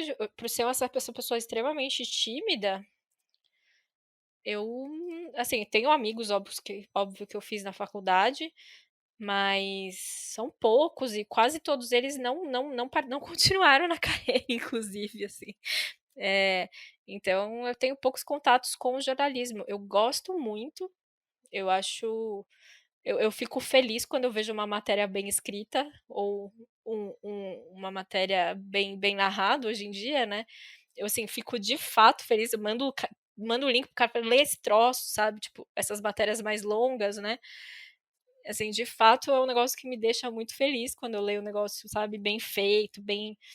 Então eu gosto muito, assim, eu, enfim, eu sou essa pessoa, assim, que saiu da área total, assim, mas sim, vivo flertando. Tinha um festival que acontecia antes da pandemia, que era o Festival Piauí, que era caro. E eu ia empolgadíssima. Fui todos os anos, assim, do Festival Piauí. Adorava, porque aí iam os grandes jornalistas e falavam sobre as suas pautas, não sei o que. Eu acho tudo muito legal. Mas, infelizmente, assim, a experiência que eu tive, enfim, eu cheguei a quase estagiar em jornal, mas é sempre aquele quase, né? Sempre aquele. E aí eu caí em assessoria de imprensa, né? Que é outra pegada, outra total, assim. Então eu nunca, assim, tirando um ou outro texto que eu precisei fazer e tudo mais, que eram textos que eu gostei muito de ter feito, de ir atrás, fazer entrevistas, que eu acho que eu gosto muito de fazer entrevista, eu não exerci tanto, né? Eu escrevi algumas coisas, mas faz tanto tempo, assim, sabe? Eu acho que eu nem sei mais fazer. Se você quer saber, eu nem sei mais fazer essas coisas aí, mas eu acho animal, assim. Gosto muito, assim, de pegar, às vezes, essas matérias grandes, tipo Piauí, mas também da New Yorker e tal, e ler, assim, eu gosto de uma matéria bem escrita, assim, uma história bem contada, sabe? Eu acho que é isso, assim. E tem esse problema também, né? Eu queria esse tipo de jornalismo que é ainda mais nichado, né? Que é esse jornalismo de pesquisa, de fazer perfil. E, meu, na época só tinha Piauí que tava começando, assim. Então, tipo, era aquele sonho distante. É uma redação no Rio de Janeiro. Óbvio que eles têm freelas pelo Brasil inteiro, né? Mas. Aí eu fui fazer outras coisas, assim. Fui fazer outras coisas, mas eu gosto muito e não me arrependo de ter feito a faculdade, sabe? Apesar dela não ter servido para grandes coisas. Eu acho que muito do jeito que eu penso hoje veio da faculdade, sabe? Tiveram alguns professores bizarros. Eu tava lembrando eu tava lembrando ontem de uma professora que deu nota baixa porque eu citei axé num trabalho, né? E aí eu descobri que ela era uma professora extremamente elitista, porque tinha uma outra aluna que gostava de sertanejo e ela meio que ridicularizava a menina porque ela gostava de sertanejo. Juliana, dá o contexto da sua genialidade, por favor. Ok, Não foi qualquer axé. Nada contra qualquer axé, mas mas é o grande axé, a grande música do axé. Não, assim, foi mais ou menos 2006, 2017, 2006, 2007, por aí. Era uma matéria de sociologia e a gente estava vendo alguns temas, enfim, o jornalismo tem isso também. Você fica especialista em aleatoriedades, assim, você fica um pouquinho, você aprende um pouquinho daqui, um pouquinho dali, um pouquinho daqui, um pouquinho dali, e aí se você gosta, você que pesquise, você que lute. E aí, um dos trabalhos, que era um trabalho em grupo, que tinha que fazer a apresentação, a professora pediu para que a gente levasse manifestações artísticas que tivessem os ideais, né, que tivessem as ideias do Manifesto Comunista, do Marx e do Engels. E aí, na hora, eu falei, mano, xibom bom bom. Enfim, e aí eu e o meu grupo, cara, a gente pegou trechos, isso aqui é a mais-valia, nã-nã-nã-nã, pegou trechos do Manifesto Comunista e juntos, enfim, fez todo um negócio, né, porque você tinha que justificar. E aí chegou lá, todo mundo mostrando, não, porque esse pintor pós-modernista tem questão do trabalhador. Aí na hora que a gente botou o Xibom Bombom, aí eu vi a professora ficando puta, né? E aí ela meio que questionou porque a gente tinha escolhido. Eu falei, olha só, como está difundido, né? Eu lembro que eu falei isso. Olha só como é uma ideais já difundidos aqui, falando da exploração do trabalhador, não sei o quê. E, enfim, ela deu nota alta para todo mundo, de todos os grupos, menos o nosso. Ela ficou, assim, claramente, Para quem, enfim, é jovem, não sei se os jovens conhecem, mas eu vou ler aqui como se fosse um poema. Tem que dizer de quem é o axé também, né? Das das As meninas. meninas. meninas, Grupo bem lembrado, clássico. bem lembrado. Grupo clássico. Começa com o maravilhoso bom, xibom, bombom, xibom, bombom. E ó, analisando essa cadeia hereditária, quero me livrar dessa situação precária. Enfim, não vou ficar repetindo que acho que, né, serve pra música, né? Onde o rico cada vez fica mais rico e o pobre cada vez fica mais pobre. E o motivo todo mundo já conhece, é que o de cima sobe e o de baixo desce. Não, mas tem a continuação. Mas eu só quero educar meus filhos, tornar um cidadão com muita dignidade. Eu quero viver bem, quero me alimentar. Com a grana que eu ganho, não dá nem pra melar. Mas valia, gente. Com a grana que eu tenho, não dá nem pra melar. Não dava nem pra empatar, né? O que precisa. Exato. E o motivo Gente, todo mundo já conhece. Acho que nesse Brasil de pandemia, realmente, o rico cada vez fica mais rico e o pobre cada vez mais pobre. exato. Saiu um estudo, inclusive, sobre isso. Enfim, então a faculdade tinha essas coisas bizarras, esses professores meio elitistas, mas eu acho que eu gostei muito de ter feito a faculdade de jornalismo, assim, apesar de tudo isso. Assim. Eu acho que acabou me ajudando. O jeito que eu penso vem muito de lá também, assim. Então, mesmo eu não praticando jornalismo, eu acho que eu uso o que eu aprendi na faculdade para outras coisas. Ô Ju, quando você fez faculdade, você já tinha lido esses livros mais de jornalismo mesmo, de reportagem? Eu sei que você teve pesado Segunda Guerra, não ficção na sua juventude. Uhum. Mas esses livros de reportagem você já tinha lido ou foi só na faculdade? Eu tinha lido poucos, porque o que, que aconteceu? Quando eu estava no. Foi bem no cursinho, um ano antes, coisa assim. A Companhia das Letras, ela estava reeditando, começando a coleção, recomeçando, eu acho, a coleção de jornalismo literário dela. E aí um dos primeiros foi um livro que chama Hiroshima, do John Hershey. Hershey, desculpa. Hershey é o doce, é o chocolate. O nome dele é John Hershey. Enfim. Que, enfim, conta a história de alguns personagens, né? De algumas pessoas que estavam durante a explosão, e aí ele acompanha, tipo, 10 anos depois, para ver como é que essa pessoa tá. Enfim, tem uns saltos temporais no livro. E eu lembro que eu fiquei muito impressionada. E eu não consigo. E eu tinha lido algumas vezes já algumas crônicas do Fama e Anonimato, do Gay Talese, principalmente a mais famosa dele, né? Que é o Frank Sinatra está resfriado, que é um clássico. Que ele faz o perfil do Frank Sinatra só com as pessoas que era tipo o entourage dele, né, a equipe dele, porque o Frank Sinatra simplesmente não quis dar entrevista, né, falou que ia dar e não, falou, não quero mais. Tava chateado. E aí, eu tinha lido algumas coisas então já do Gay Talese, mas e aí na faculdade de jornalismo eu acabei lendo Gay Talese, eu li pra caramba, assim, o povo lá amava Gay Talese. E eu gosto muito, apesar dele ser um senhor hoje em dia que fala muita besteira. Mas, enfim, né? Ele escreveu bons livros. E Eu não lembro, acho que a Sangue Frio acho que nunca foi pedido, mas a gente leu, tipo, algumas coisas brasileiras, né, sobre grandes reportagens, tipo o Minha Razão de Viver, do Samuel Weiner, a biografia do Chateau, que é, tipo, muito boa, assim, é rocambolesca. Mas a autora, né, no caso que eu escolhi, eu fui ler só muito tempo depois da faculdade, a Janet Malcolm. Então, eu li algumas coisas antes, mas a faculdade consolidou o que eu gostava, assim. E como é que o livro dá? Acho que a gente já pode ir entrando pro livro, né? Vamos sim.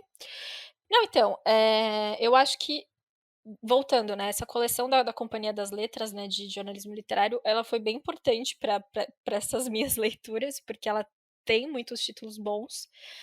Infelizmente, eu não li ainda inteira essa coleção, é um sonho de vida, mas enfim, eu gosto muito. E aí, na época, a gente já tinha o blog, né, o Espanador, e a gente tinha uma parceria com a Companhia das Letras, que todo mês eles mandavam o catálogo de lançamentos do mês e cada integrante do blog podia escolher um livro, e aí depois que resenhava podia ir escolhendo outro, tudo mais. E na época saiu o Anatomia de um Julgamento, que é um livro que eu já falei 1 milhão de vezes aqui, e eu pedi, porque eu falei, putz, essa coleção eu gosto e tal. E junto com ela estava sendo lançado a edição de bolso desse Jornalista e o Assassino, né, que foi o livro que eu acabei escolhendo. Então eu li o Anatomia de Julgamento, pirei, falei, meu Deus, o que é essa mulher? Meu Deus. E aí, em seguida, eu comprei o Jornalista e o Assassino e li. Só que eu acho que eu li numa. Sabe aquela coisa que você lê muito com pressa, do tipo, meu Deus, essa mulher é maravilhosa, vou ler. E eu acho que eu não aproveitei o livro como ele merecia ser aproveitado. Então eu li provavelmente por aí, assim, 2015, sei lá, 2013, sei lá quando que foi que saiu. Esse livro acho que é de 2011, 2012. Essa nova edição, no caso, né? E aí eu fiquei o tempo, eu preciso reler esse livro, preciso reler esse livro. E aí no começo desse ano, infelizmente, a Janet Malcolm faleceu. E tava na época de eu escolher o livro pro meu episódio. E eu tava super indecisa, tipo, meu, o que eu vou indicar pra ler e tal.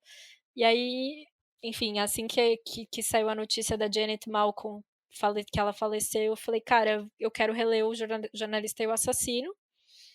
Então, eu acabei propondo esse livro e depois eu peço desculpas aí para os colegas de podcast, porque definitivamente esse não é o livro mais fácil de ler dela, ele é bem difícil de ler, inclusive. Meu livro tá absolutamente anotado, assim, eu fui fazendo comentários o livro inteiro. Vocês acharam difícil de ler? Eu achei mais difícil. Não sei se eu tive essa impressão de dificuldade. Eu concordo em relação ao pós-fácil, mas o livro em si. Não sei se é difícil, mas eu acho que ele trata de temas muito específicos, sabe? Tipo, que talvez não seja interessante para todo mundo. Não tô falando que não seja interessante. Ai, só quem fez jornalismo vai gostar desse livro. Não, definitivamente não. Só quem acredita em ética vai gostar desse livro. Como é que é a frase inicial? Só quem não é obtuso vai gostar deste livro. Obtuso, obtuso, obtuso. Essa frase é muito boa. Eu amo essa frase. E aí, assim, eu acho que ela faz discussões muito profundas. E eu acho que é isso, assim, eu nessa releitura também, eu parei pra pensar no que eu, tipo, nossa, mas eu concordo com essa afirmação aqui dela? Aí eu ficava, não sei, sabe? Tipo, tem coisa que eu escrevi, não concordo com isso, eu acho que é assim, assim, assado. Então eu acho que, nesse sentido, ela em comparação às outras coisas que eu li dela, ela, assim, óbvio que ela traz questionamentos já difíceis, assim, dessa questão de ética, ela sempre põe isso em pauta, mas eu acho que esse ela, sabe, é muito profundo, assim, tipo, eu acho que é um livro que, para quem gosta de ler boas histórias, de pensar, né, sobre essa questão da ética, né, não precisa ser necessariamente jornalista, Mas eu acho que para quem estuda jornalismo, cara, isso devia ser obrigatório. Esse livro devia ser obrigatório, sabe? Principalmente na aula de ética. Eu acho ele um pouco difícil, assim, não não a forma, né, tipo, não assim, na escrita e tudo mais, mas teve horas que eu fiquei meio, sabe, tipo, eu sentia as engrenagens da cabeça mexer, assim, sabe, dá um tá, eu entendi isso, assim, mas, eu achei que tem hora que ela entra é isso, assim, tem hora que ela entra numas discussões, assim, não acho que só profundas, assim, Ju, acho que algumas muito específicas e detalhadas, referente a um assunto que não é tão simples, assim, sabe, ou tão próximo, né, mais próximo do jornalismo mesmo, né, de fato. No caso, o outro livro, né, o Anatomia de Julgamento, eu acho que ele tem discussões mais palpáveis mesmo, assim, esse ele vai mais.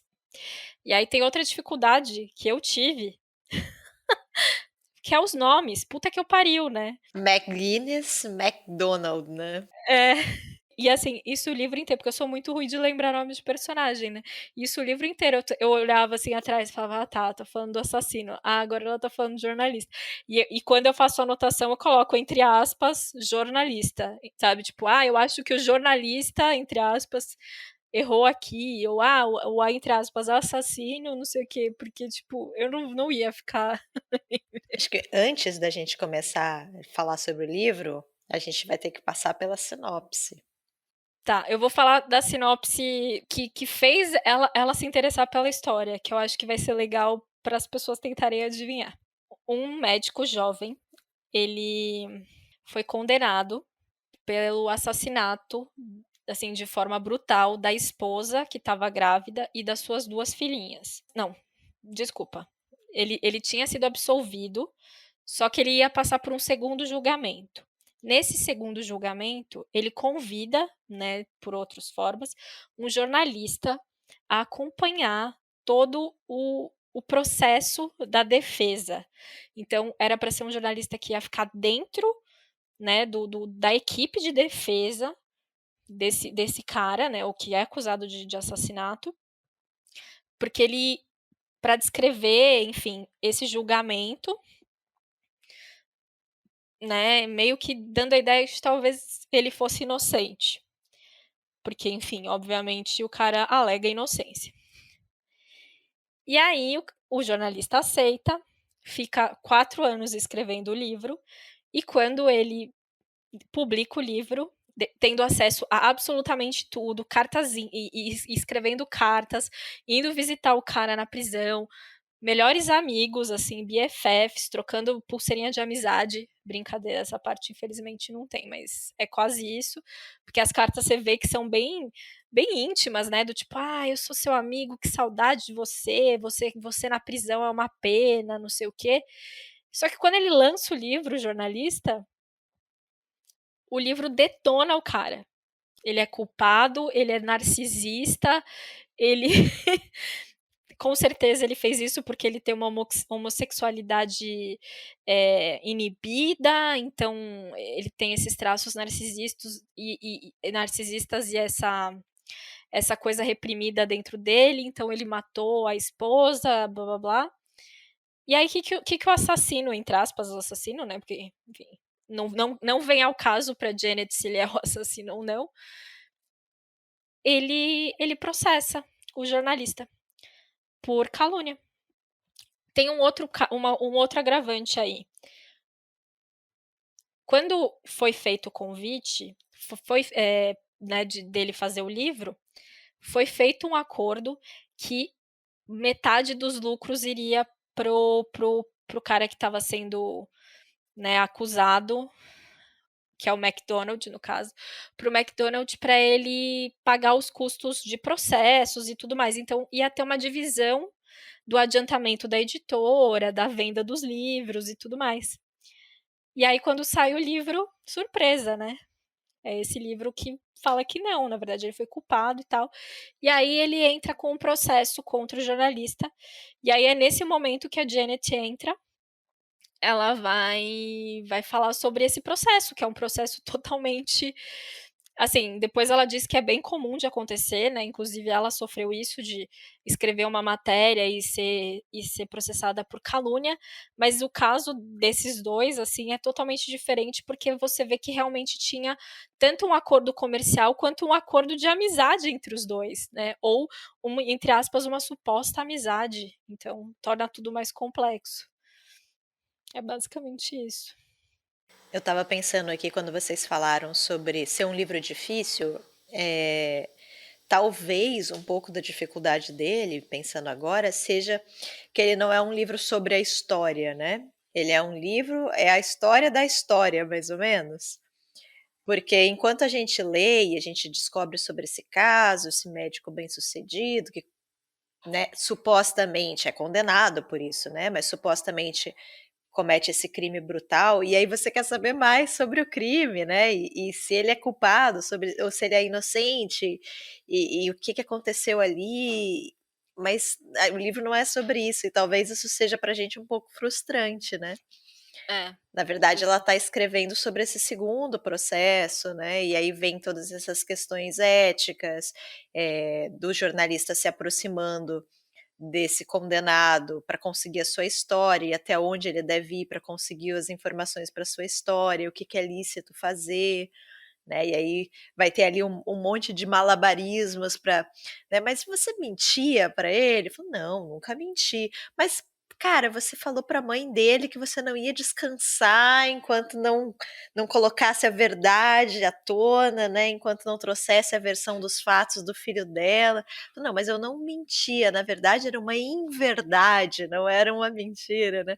E aí começam esses malabarismos para tentar justificar o injustificável, que é um pouco a introdução da Ju, né? Uhum. Qualquer jornalista no fim sabe que o que ele faz é um pouco indefensável, né? Exatamente. Que também a Janet Malcolm é muito louco isso, assim, que eu gosto muito desse livro e gosto nos textos dela também. Acho que tirando o texto dela que eu li sobre a biografia da Clarice Lispector, que eu acho que ela é mais incisiva, assim, os outros ela meio que tenta não responder, dá pistas do que ela acha. Né? E aí, assim, no final desse livro, eu acho que ela dá pistas, e aí ela chega no prólogo dela e fala, não, eu acho isso. Né? Caso ninguém entendeu aqui o que eu achava. Porque é meio que isso, assim, todo jornalista mente um pouquinho, né? Pra conseguir uma entrevista, pra, de alguma forma, né, você manipula ali alguma coisa. Mas acho que o problema é que o jornalista do caso aqui, ele foi longe demais. Né, e foi pego no pulo, assim, tipo, porque é isso, ele trocava cartas, ele dizia que era amigo do cara, que ele sentia saudade e não sei o quê. E aí, né, tanto que o advogado, né, de acusação, né, nesse segundo julgamento, que é retratado do livro, que é o Bostick, acho que é isso o nome dele. O Bostick, ele fala, meu, eu não ia pegar esse caso porque, né, era só mais um caso de calúnia. Não, e era um cara condenado, na verdade, né? Exato, de um cara condenado a um assassinato, assim, hediondo, assim, matou a mulher grávida e 2 crianças, sabe, tipo, não tem coisa pior, eu acho, né. E aí ele falou assim, na hora que eu vi as cartas, eu falei: "Nós temos um caso". E é maravilhoso que ele trucida o jornalista como é que fala? No interrogatório. Você fala: "Meu Deus!", assim, o cara é totalmente despreparado, assim, você fala: "Meu Porque Deus!". o jornalista, Ju, não estava acostumado a estar naquela posição. Eu Exato. pensei exatamente isso, né? O livro fala sobre isso também. O jornalista ele está acostumado a ocupar um espaço de poder. A narrativa é dele. Uhum, exatamente. Tem isso, e eu acho que também tem uma outra coisa que nisso eu não concordo muito com ela, que ela diz que quem aceita dar entrevista tem um quê de masoquismo, porque sabe que isso pode, né, no começo do livro ela vai por esse lado, né, depois ela vai falando de outras formas, mas no começo ela fala nisso, né, do tipo, não, é o masoquismo, e no final também ela volta pra isso, né, de ser essa pessoa que se sacrifica, de que realmente sabe que vai dar merda, mas eu acho que também tem essa coisa de, tipo, quando você vai ser entrevistado, você fala: "Puta, eu sou interessante". Tem a ver com ego, né? Tem a ver com ego e também tem a ver com assim, tem a ver com ego, mas também tem a ver com carência, dependendo da pessoa. É a continuação da sua frase, Ju. A frase do início fala do obtuso, do jornalista, do indefensável, mas aí continua, né?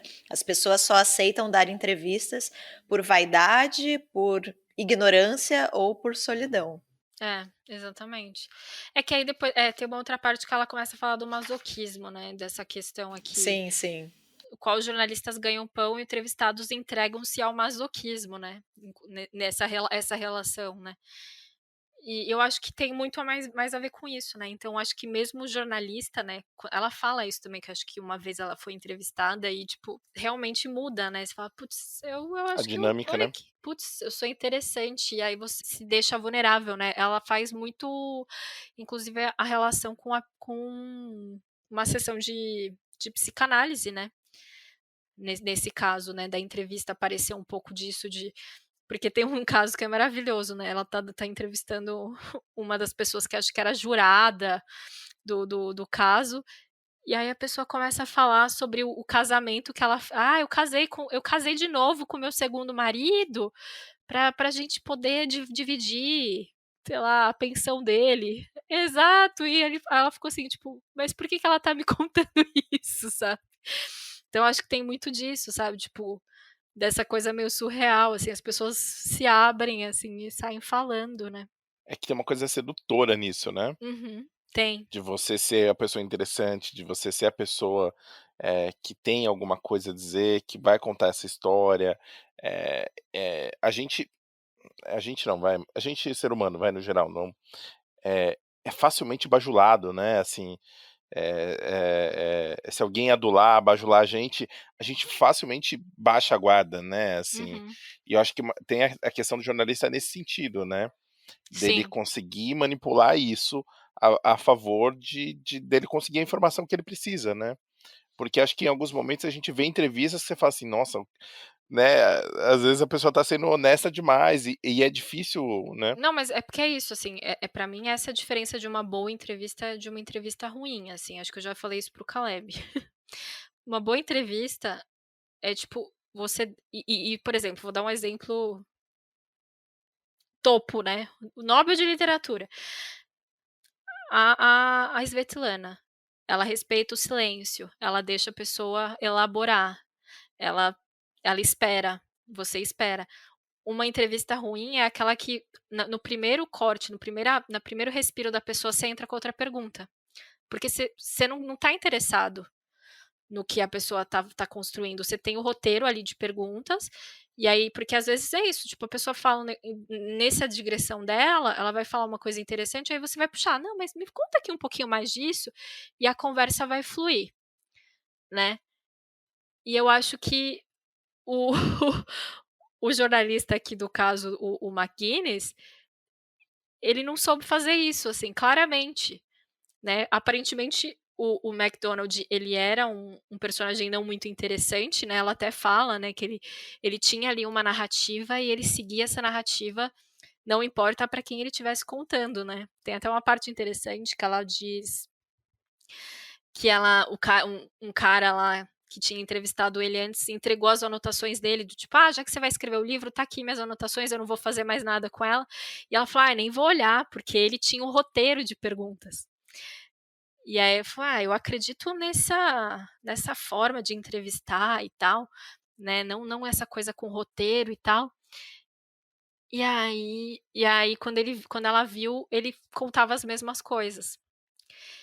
E ele não era um personagem muito interessante, né, então o cara tentou algum jeito de manipular ele para que ele contasse mais sobre, enfim, detalhes da vida, e aí eu acho que nisso ele se embananou, assim, lindamente. Eu acho que é um caso de mostrar o que não fazer, sabe? Como não fazer um livro-reportagem. Eu vou voltar pro primeiro parágrafo, porque, né, Sim. clássico do livro, a parte mais interessante. Ela fala, então, né, das pessoas aceitarem dar entrevistas por vaidade, solidão ou por ignorância, né? Acho que a vaidade e a solidão vocês já falaram. Vaidade é legal, a gente pensar que a gente é um personagem interessante o suficiente para chamar a atenção de um jornalista.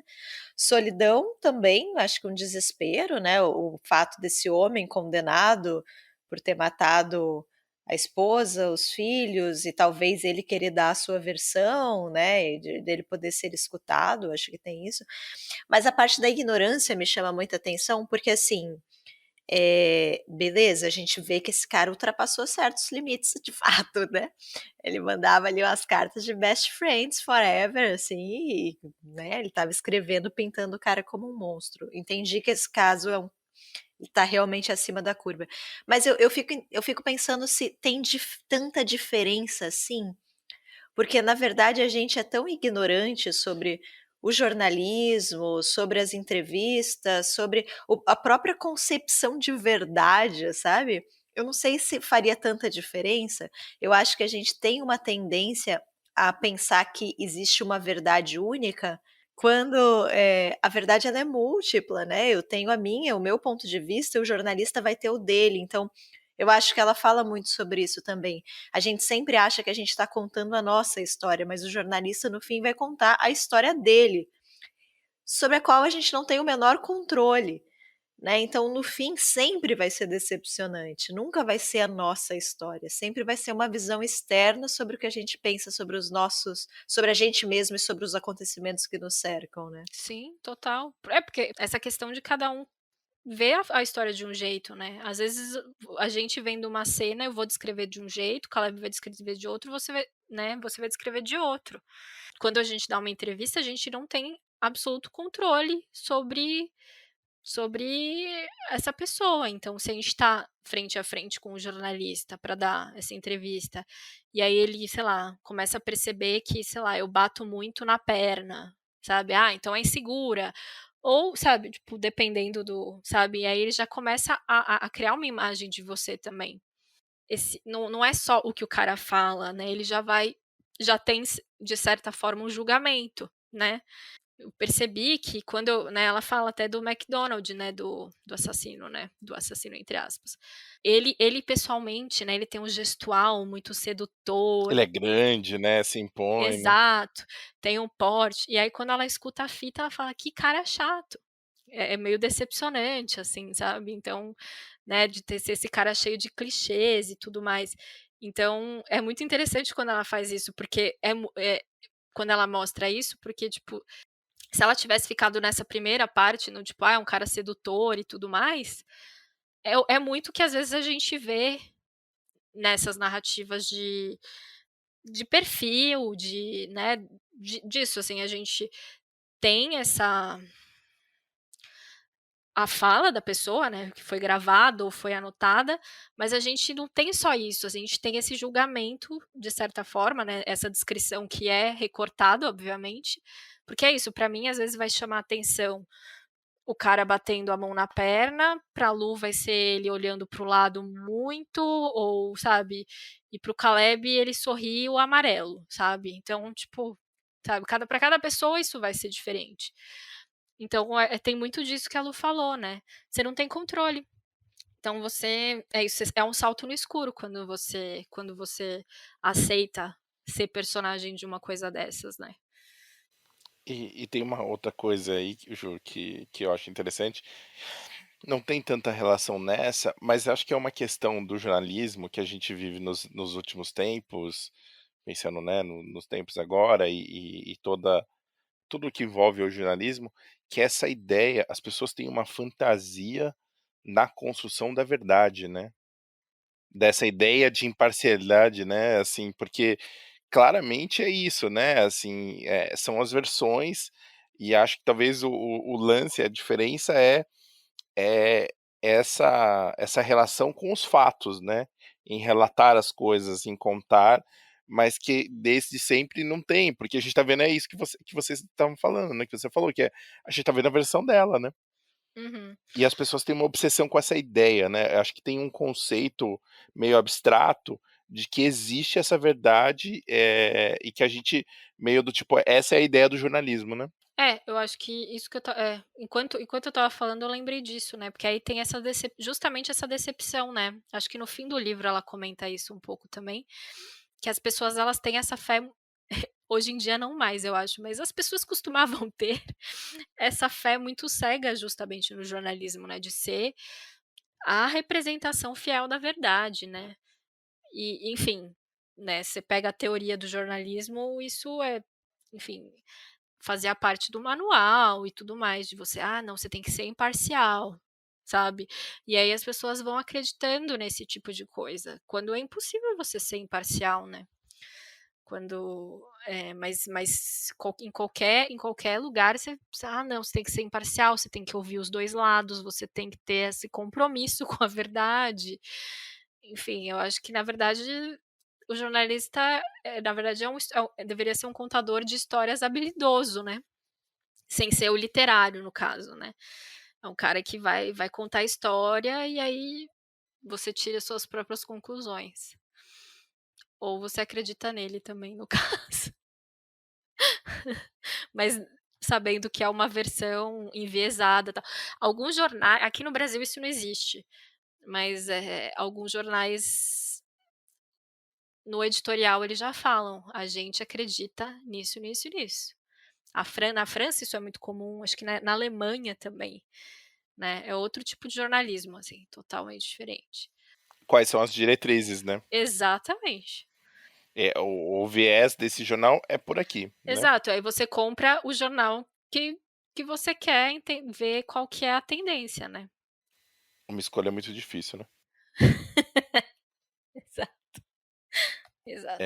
Eu queria só né, dentro disso que a gente tá conversando, tem esse livro é curioso, porque ele traz essas questões, mas a partir de uma ideia muito absurda, assim, porque claramente o McGuinness, né, que é o jornalista, ele vacila muito, né, assim, ele s ele coloca o pé pelas mãos, enfim, ele realmente consegue fazer várias provas contra ele, mas eu vou estar sendo meio moralista no que eu vou estar falando, mas para mim é um conceito muito surreal, que é essa construção a construção desse processo, sabe. Primeiro porque a gente tem uma questão aí que eu acho importante, que é falar, que são esses tipos de livros, né, que são esses livros meio de um crime, né, de true crime, né, e tudo mais. E isso é uma febre, né, era uma febre nos anos 80 quando começam, né, no final dos anos 70, o crime acontece nos anos 70, mas o livro sai dos anos 80, e até hoje, né, acho que a gente tem uma continuação disso, né. Mas eu fico meio fascinado, porque assim, é um conceito que para mim é muito absurdo, que é esse cara que obviamente errou, né, assim, ele de fato mentiu, vamos dizer assim, ele além do que é aceitável, né, eh, porém, o cara que condena ele é o cara que foi acusado e foi condenado por matar a esposa e as 2 filhas, a esposa grávida, sabe.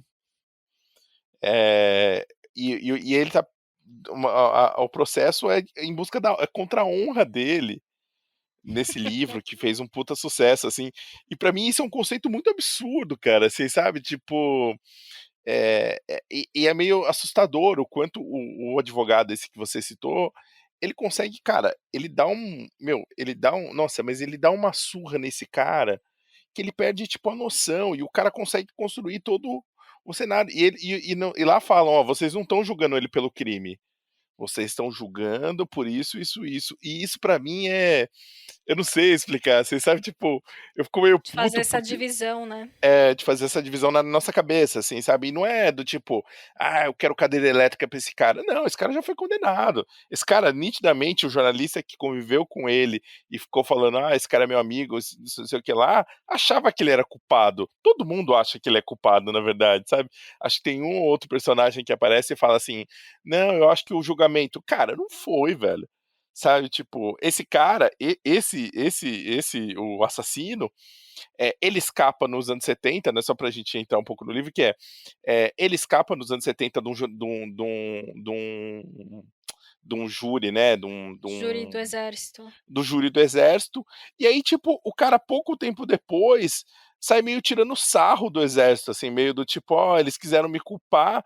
Cara, o cara que estava tinha perdido a esposa, se ele tivesse falando a verdade, a esposa e as filhas, e ele meio que virou famoso por ser essa pessoa, sabe, tipo, é esse tipo de pessoa, sabe. Eu acho isso muito louco, assim, e eu acho impressionante como ela consegue tirar um conceito, uma ideia do que é o ético e não é, a partir desse personagem que você fala assim: "Nossa, cara, esse cara tá todo errado", sabe. Mas aí é um entendimento, acho que é um outro nível de discussão, né, Caleb. Uhum. A pessoa presa, ela não perde os seus direitos, né. Ela perde, obviamente, o direito à liberdade, é claro, ela foi condenada, tá pagando isso, mas ela ainda tem os seus direitos, né. Eu concordo, acho que não perde os direitos, mas é que, é é um jeito muito extremo de testar essa ideia, né. Assim, pensando em humanidade, assim, sabe, do tipo, olha, sei lá, o cara matou a esposa e as filhas. Vamos pensar, vamos matar. Eu não sei, mas ele foi condenado, né, assim, vamos partir dessa ideia. E aí até que ponto nisso, né, eu não quero que não tenha os direitos, não é isso, mas é isso, esse livro me trouxe discussões muito incômodas, assim, sabe, de limites que eu fico meio me perguntando se vale pra isso ou não vale pra aquilo, sabe. É, eu acho que isso volta na ideia que a Ju falou sobre imparcialidade.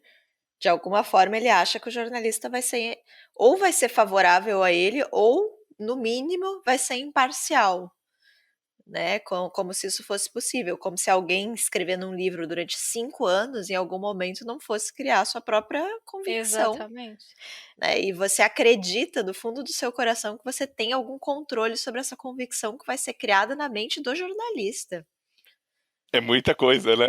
Mas eu acho que tem outra nisso aí também no que a Lu falou, porque, tipo, dá a entender que aí, o McDonald ele criou essa persona, né, que a gente não sabe se é real ou não, desse cara que era esforçado, que era um médico bom e que de repente virou vítima de uma situação e do sistema judiciário, e ele continua fazendo, né, você vê que tem uma hora que ela faz uma pergunta e ele volta para essa narrativa. Então ele queria justamente que fosse mostrado isso, né, do tipo: "Olha só, esse cara legal, esse cara amigo da vizinhança, que foi acusado de uma forma", e tanto que, né, tem uma parte que ela tá falando que tem uma das cartas que eles o jornalista e o assassino, né, aspas nos 2, trocaram, que tá toda riscada, né, que o jornalista mandou, e o assassino riscou totalmente. Aí ele falou: "Mas o que que tinha nessas cartas?". E aí ele falou: "Ele estava me fazendo perguntas muito íntimas, porque ele queria saber os detalhes e eu não". E aí o jornalista fala: eu queria que ele entregasse mais pra ver se", aquela velha coisa, pra ver se pega no pulo, né. Que é isso, tipo, se a pessoa não tá te dando nada, o jornalista fica: "Não, mas espera, mas", não só o jornalista, um interrogatório da CPI era assim, sabe, tipo, um interrogatório, tipo, "Não, mas espera, volta nessa parte aí que você tá contando, como é que era isso aí mesmo? Tá, mas era assim", sabe, tipo, você vai voltando pra ver se você não pega a pessoa no pulo, do tipo, vai entrar numa contradição, sabe. E ele estava fazendo isso, tentando pegar o cara no pulo, sabe. E aparentemente eu não sei se conseguiu, porque o cara tem um discurso muito fechadinho. Aí o que que ele precisou fazer, o jornalista no caso? Ele teve que ir atrás de psicanalistas e teorias sobre narcisismo para tentar justificar o assassinato do cara, porque ele não conseguiu pegar o entre aspas, "assassino" no pulo. Ele tentou, ele nesse sentido ele fez certo. Mas aí ele apelou para a imaginação, né. A verdade é uma questão de imaginação, como diria a Legan. Exatamente. E eu acho que nesse sentido, é que aí ele fez: "Ai, você é meu amigo, bi aí isso é outra história, mas, sabe, ele tentou encurralar o cara e não conseguiu. O cara, o entre aspas, "assassino" foi mais ligeiro que ele. Pensando um pouco sobre isso que o Caleb falou, como é estranho como é meio surreal essa história, né, de um homem partindo do pressuposto que ele seja culpado, né, um homem monstruoso que comete a coisa, né, não tem como o crime ser mais monstruoso do que o que ele fez, e ainda assim ele processa esse jornalista e ganha, enfim. E aí a gente fica nessa coisa, né? Porra, mas o cara é monstruoso, ganhou, como é que funciona isso? Só que a gente, por outro lado, a gente não tem esses questionamentos quando a gente consome esse tipo de literatura. Porque, veja, o cara, o assassino, vamos chamá-lo assim, para não, né, pra gente não confundir os nomes aqui, o assassino, ele ganha parte dos direitos autorais sobre a obra.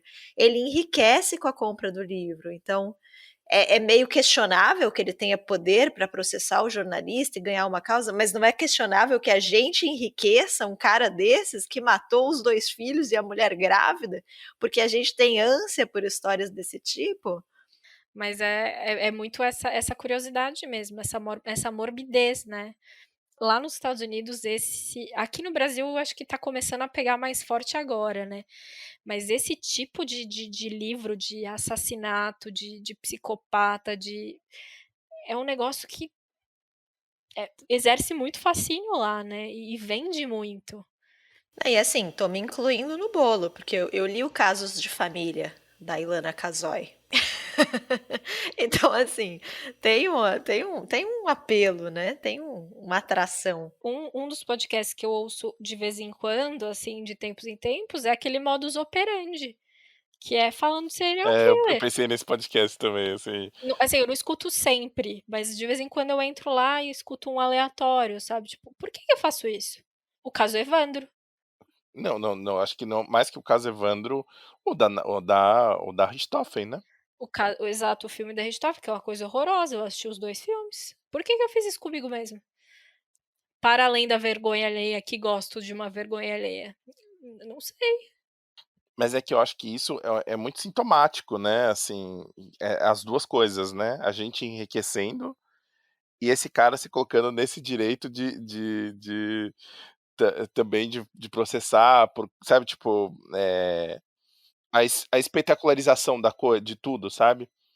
Acho que é o que permite as duas coisas, a gente curtir, dar dinheiro, e esse cara também se sentir no direito de fazer isso mais do que a honra, sabe? Tipo, mais do que alguém querendo provar alguma coisa, claramente, tipo, olha, eu não sou culpado, eu não sou esse monstro, e fazendo isso, talvez.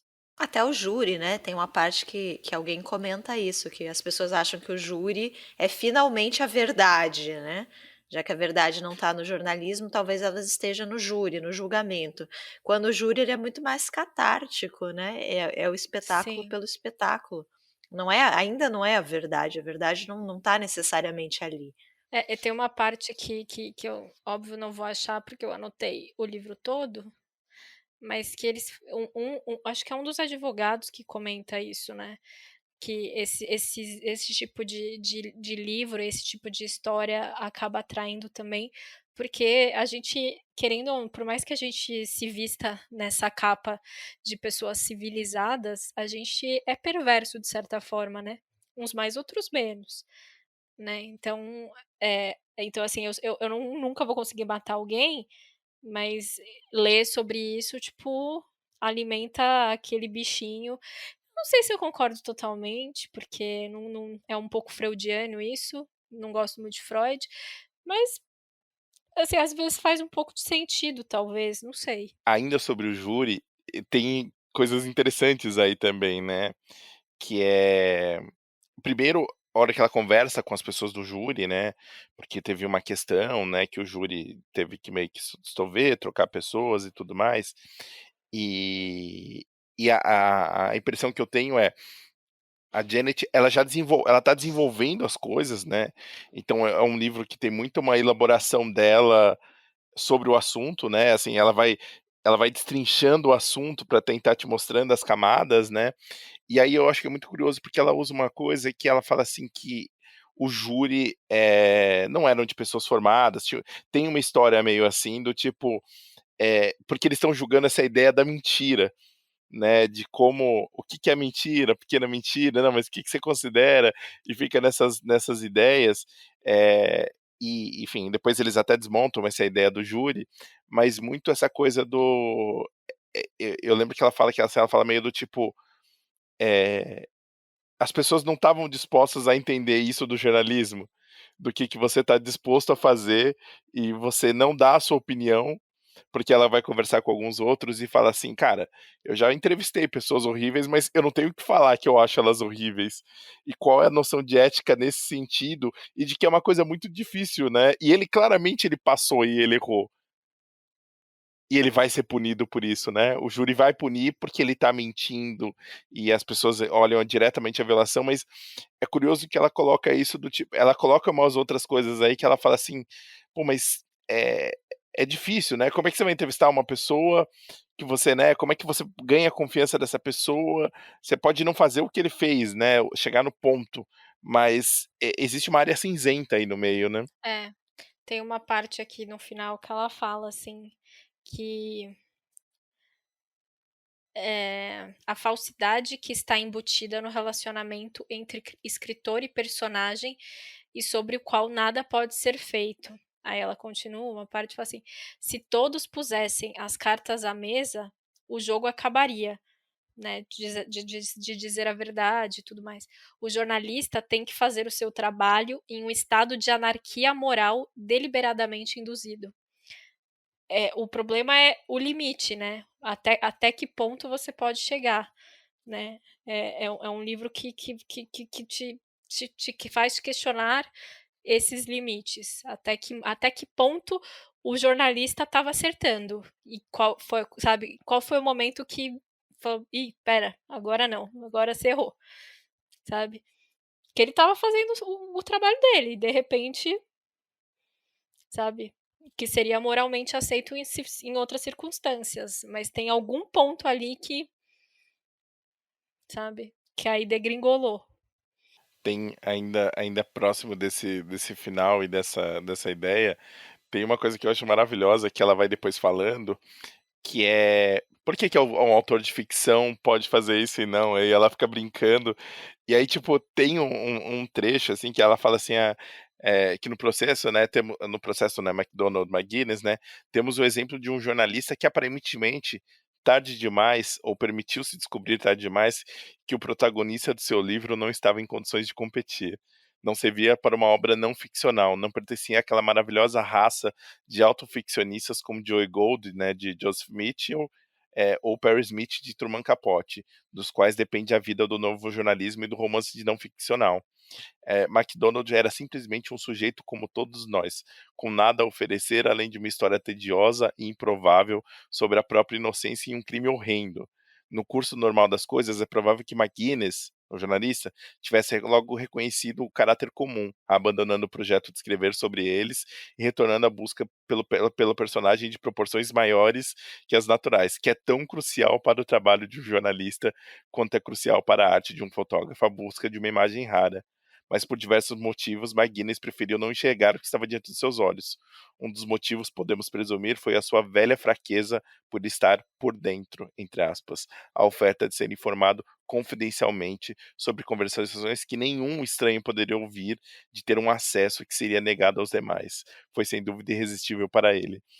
É, a gente volta à ideia da entrevista como sedutora e como Exercício de poder, né. é.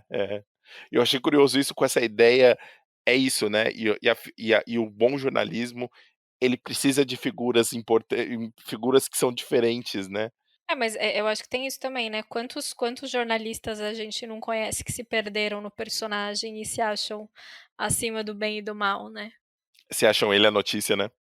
Exatamente, exatamente. Então é bem isso, né, de você ser esse ser iluminado, bi e acho que também tem outra coisa que acho que ela fala antes também, que ele recebeu o adiantamento e gastou tudo aparentemente, né, então ele precisava continuar com esse livro, porque ele estava com dívidas, porque ele tinha que pagar o até pro, né, o acordo, né, que foi feito para o livro, e ele não tinha esse dinheiro, então ele precisava realmente que o livro fosse publicado.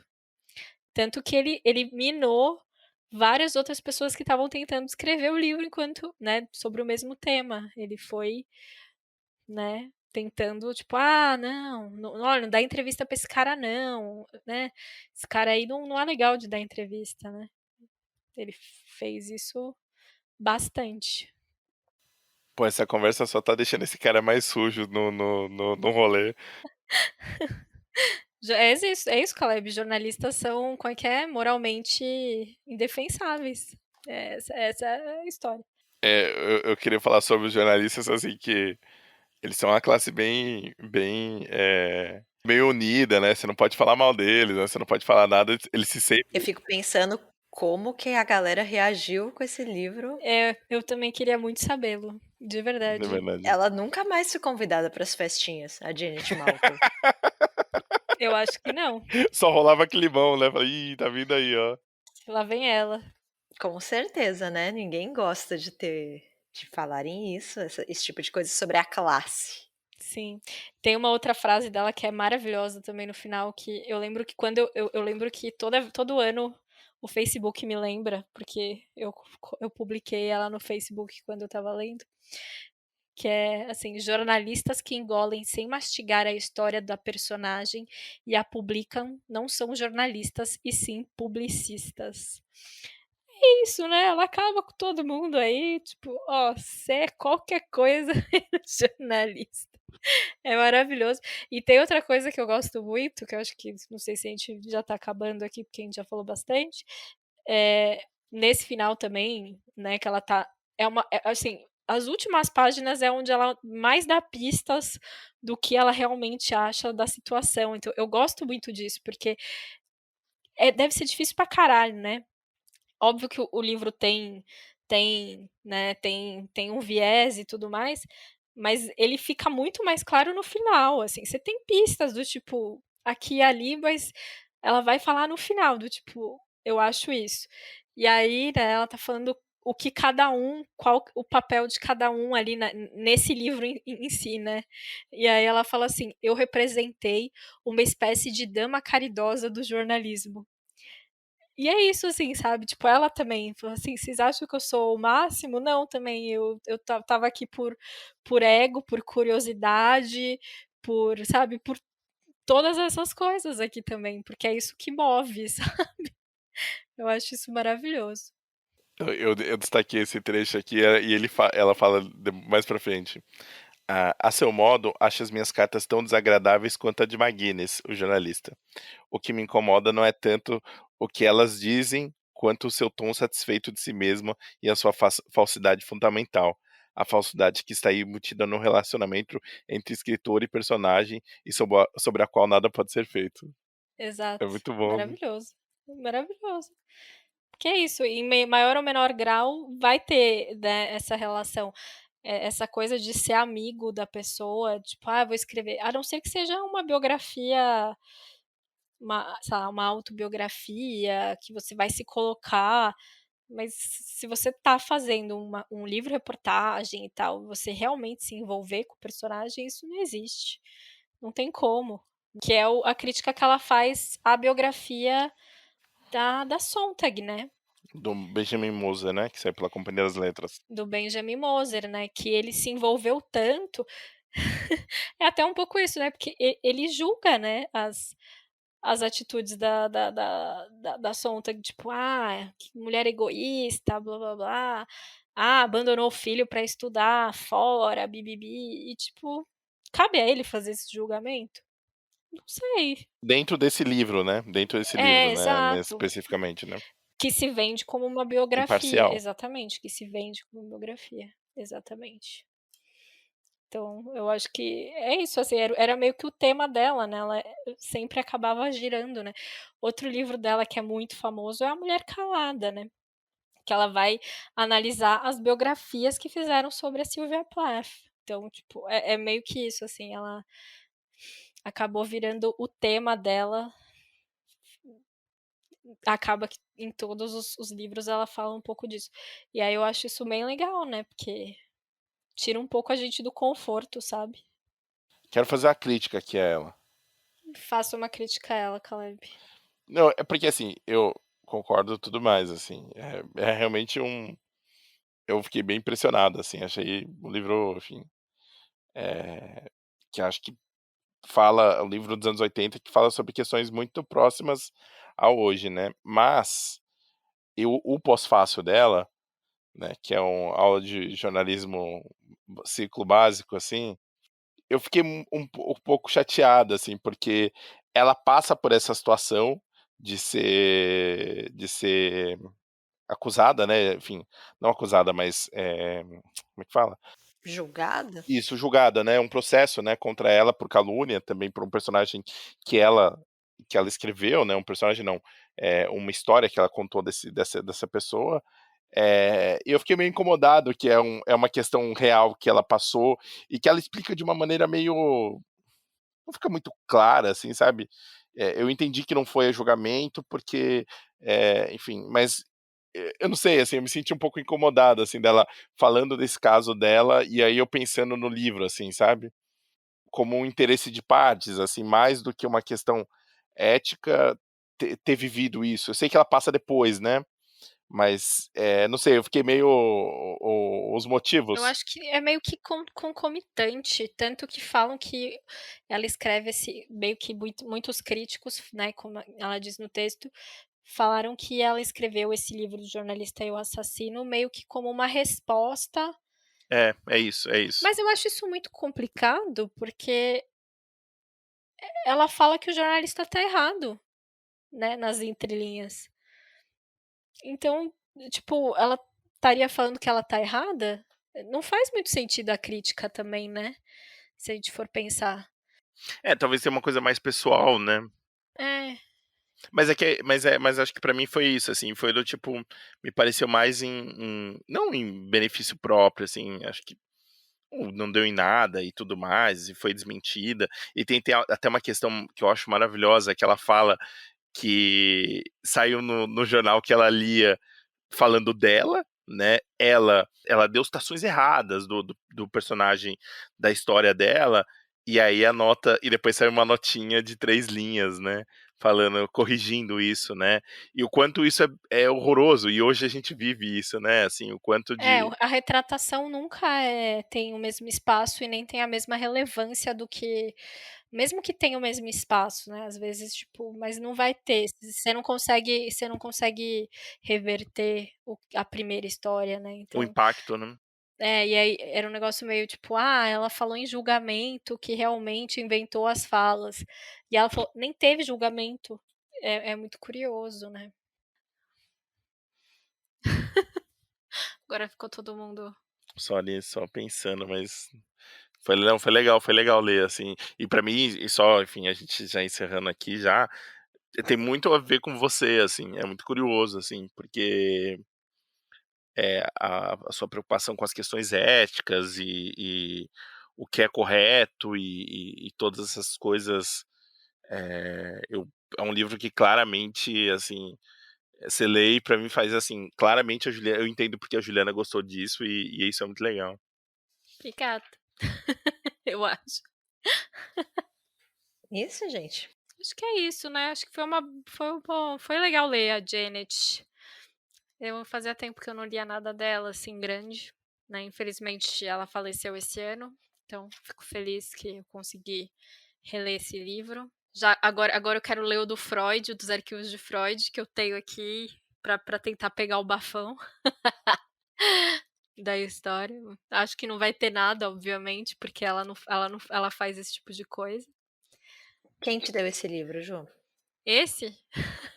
Ah, o do Freud foi o Caleb. Raro. Raro. Foi o Caleb. Leiam Janet, então, gente, por favor. Eu queria ser que nem ela quando eu crescesse. Meu exemplo de jornalismo é esse, assim, sabe? Só isso, só isso. Risos. Queria escrever grandes livros de reportagem, mas tá aqui gravando podcast. Não é? É o futuro muito mais divertido. Exatamente. Não, jamais chegarei aos pés dessa mulher, gente. Ninguém chega. Ela que jamais vai chegar aos seus, Ju. Juliana, que isso. Ela já ganhou 2 nomes da leitora? Não, não ganhou, então pronto. Tá respondida essa pergunta aí. Isso aí. Comentem se vocês acham a Ju mais legal que a Janet Malcolm. Por favor. Só aceitamos um tipo de resposta. Escrevam se vocês já leram algum livro dela, né? No card do episódio, que vai estar no Instagram, nosso Instagram, o nome do livro podcast. Sim, muito obrigada por todo mundo que mandou pergunta. E é isso, gente. Se quem quiser falar sobre esse livro com a gente, é só mandar nos comentários que a gente bate um papo. Acho que é um livro que tem bastante debate. Cara, esse livro devia ser discutido desde o primeiro ano da faculdade de jornalismo. Se você é professor de jornalismo, se você faz faculdade de jornalismo, leia esse livro, sabe? Se você não faz jornalismo, também pode ler. Não, mas é que, cara, só última coisa. Na minha faculdade, a gente teve um semestre só de ética no 4º ano. No último semestre. E aí, cara, todo mundo já trabalhava. Todo mundo já estagiava, sabe? Tinha gente que trabalhava dentro do Estadão, sabe? E da Folha. Todo mundo já tava trocando favores e coisas, né? Exato! Cara, ética tem que ser matéria de primeiro ano, sabe? Tipo, só que a gente teve teologia, porque era a Pontifícia Universidade Católica. A gente teve 1 ano de teologia e 6 meses de ética. Sintomático. É, exatamente. Eu acho que, na verdade, a gente devia ter 1 ano de Janet Malcolm. Mas você já leu a Bíblia? Será que na Bíblia não tem nada lá falando sobre como lidar com os entrevistados? Ano que vem a gente vai ter a Bíblia na escolha da Juliana. Vamos fazer uma leitura conjunta, Caleb? Eu topo, hein? Você topa, Lu? Eu topo. Desde que eu tive aula com a Tânia, já falei isso com a Tânia Macedo, né? Eu quero ler a Bíblia, mas aí eu acho que vai ser plano para aposentadoria, né? Porque é meio grande, não sei. Pegar a versão do Cid Moreira, talvez. Audiobook. A do Frederico Lourenço? Acho que seria legal. Vamos Acho ler? que sim, né? Eu acho que sim. Mas aí eu fico com preguiça, já não consigo nem ler livro de historinha, que sabe a Bíblia, né? Não... Mas tem várias historinhas lá. Mas já tem o Velho Testamento do Frederico Lourenço? Ju, tem um que é gigantesco, eu não sei o que ele tem nele. Respondi sua pergunta? Não. É só o novo, gente. Ele não foi pro velho ainda, foi? Não, então, é porque eles fizeram umas divisões, né? Eles começaram pelos 4 evangelhos. Apocalipse tá no segundo, né? É pelos que dão um ibope, né? Você quer o quê? Os evangelhos e o apocalipse. O resto é resto. Não, tem que começar pelos pé quente, né? Assim, tem que começar Não, pelo... gente, mas os evangelhos já não é a vida de Jesus? Sim. É, Juliana. Então, mas o Velho Testamento é muito mais tiro bomba e porrada. Ju, as pessoas. Deixa eu te explicar como é que funciona o cristianismo. Cristianismo vem de... O fandom. Ah, gente, eu prefiro muito mais o Velho Testamento. Eu acho deve ser bem mais interessante. Eu concordo com você, mas tô falando assim, de um modo geral. E acho que deve ser da onde sai boa parte dessa cosmologia que a gente repete até hoje na literatura, é do Velho Testamento. Juliana, eu vou realmente recomendar pra gente ler mesmo, porque você precisa... Eu não quero ensinar o evangelho pra você, mas... eu acho que você tá precisando de uma... O dia que a Ju lê a Bíblia, vai chover Hus. Vai ser o dia... Nossa senhora, vai ser o... Comentem então no nosso no card se vocês querem ler a Bíblia com a gente ano que vem. O nome da palavra do Senhor vai ser o episódio. O nome da palavra, pronto. O nome da palavra é bom. A gente já tem um episódio mensal aqui, gente. A gente lê 10 páginas da Bíblia por semana. O terceiro do Frederico Lourenço são os livros proféticos do Antigo Testamento já. Opa, aí me interessa mais. Porque é isso, né? O segundo, que é aquele azulzinho, aí tem, ó, Juliana, esse aqui vai ter coisa que você vai gostar, que é o Novo Testamento com apóstolos, epístolas e apocalipse. Eu acho que é uma parada que você ia curtir. Ok. Pra conquistar seu lugar no céu. Nossa, Juliana. Juliana, vamos terminar aqui, vai. Vamos terminar aqui, já tá tarde, já passou da meia-noite aqui, no dia da gravação. Ju, feliz aniversário. Que todos os seus sonhos se realizem. Que você tenha muitos bolos de vacina.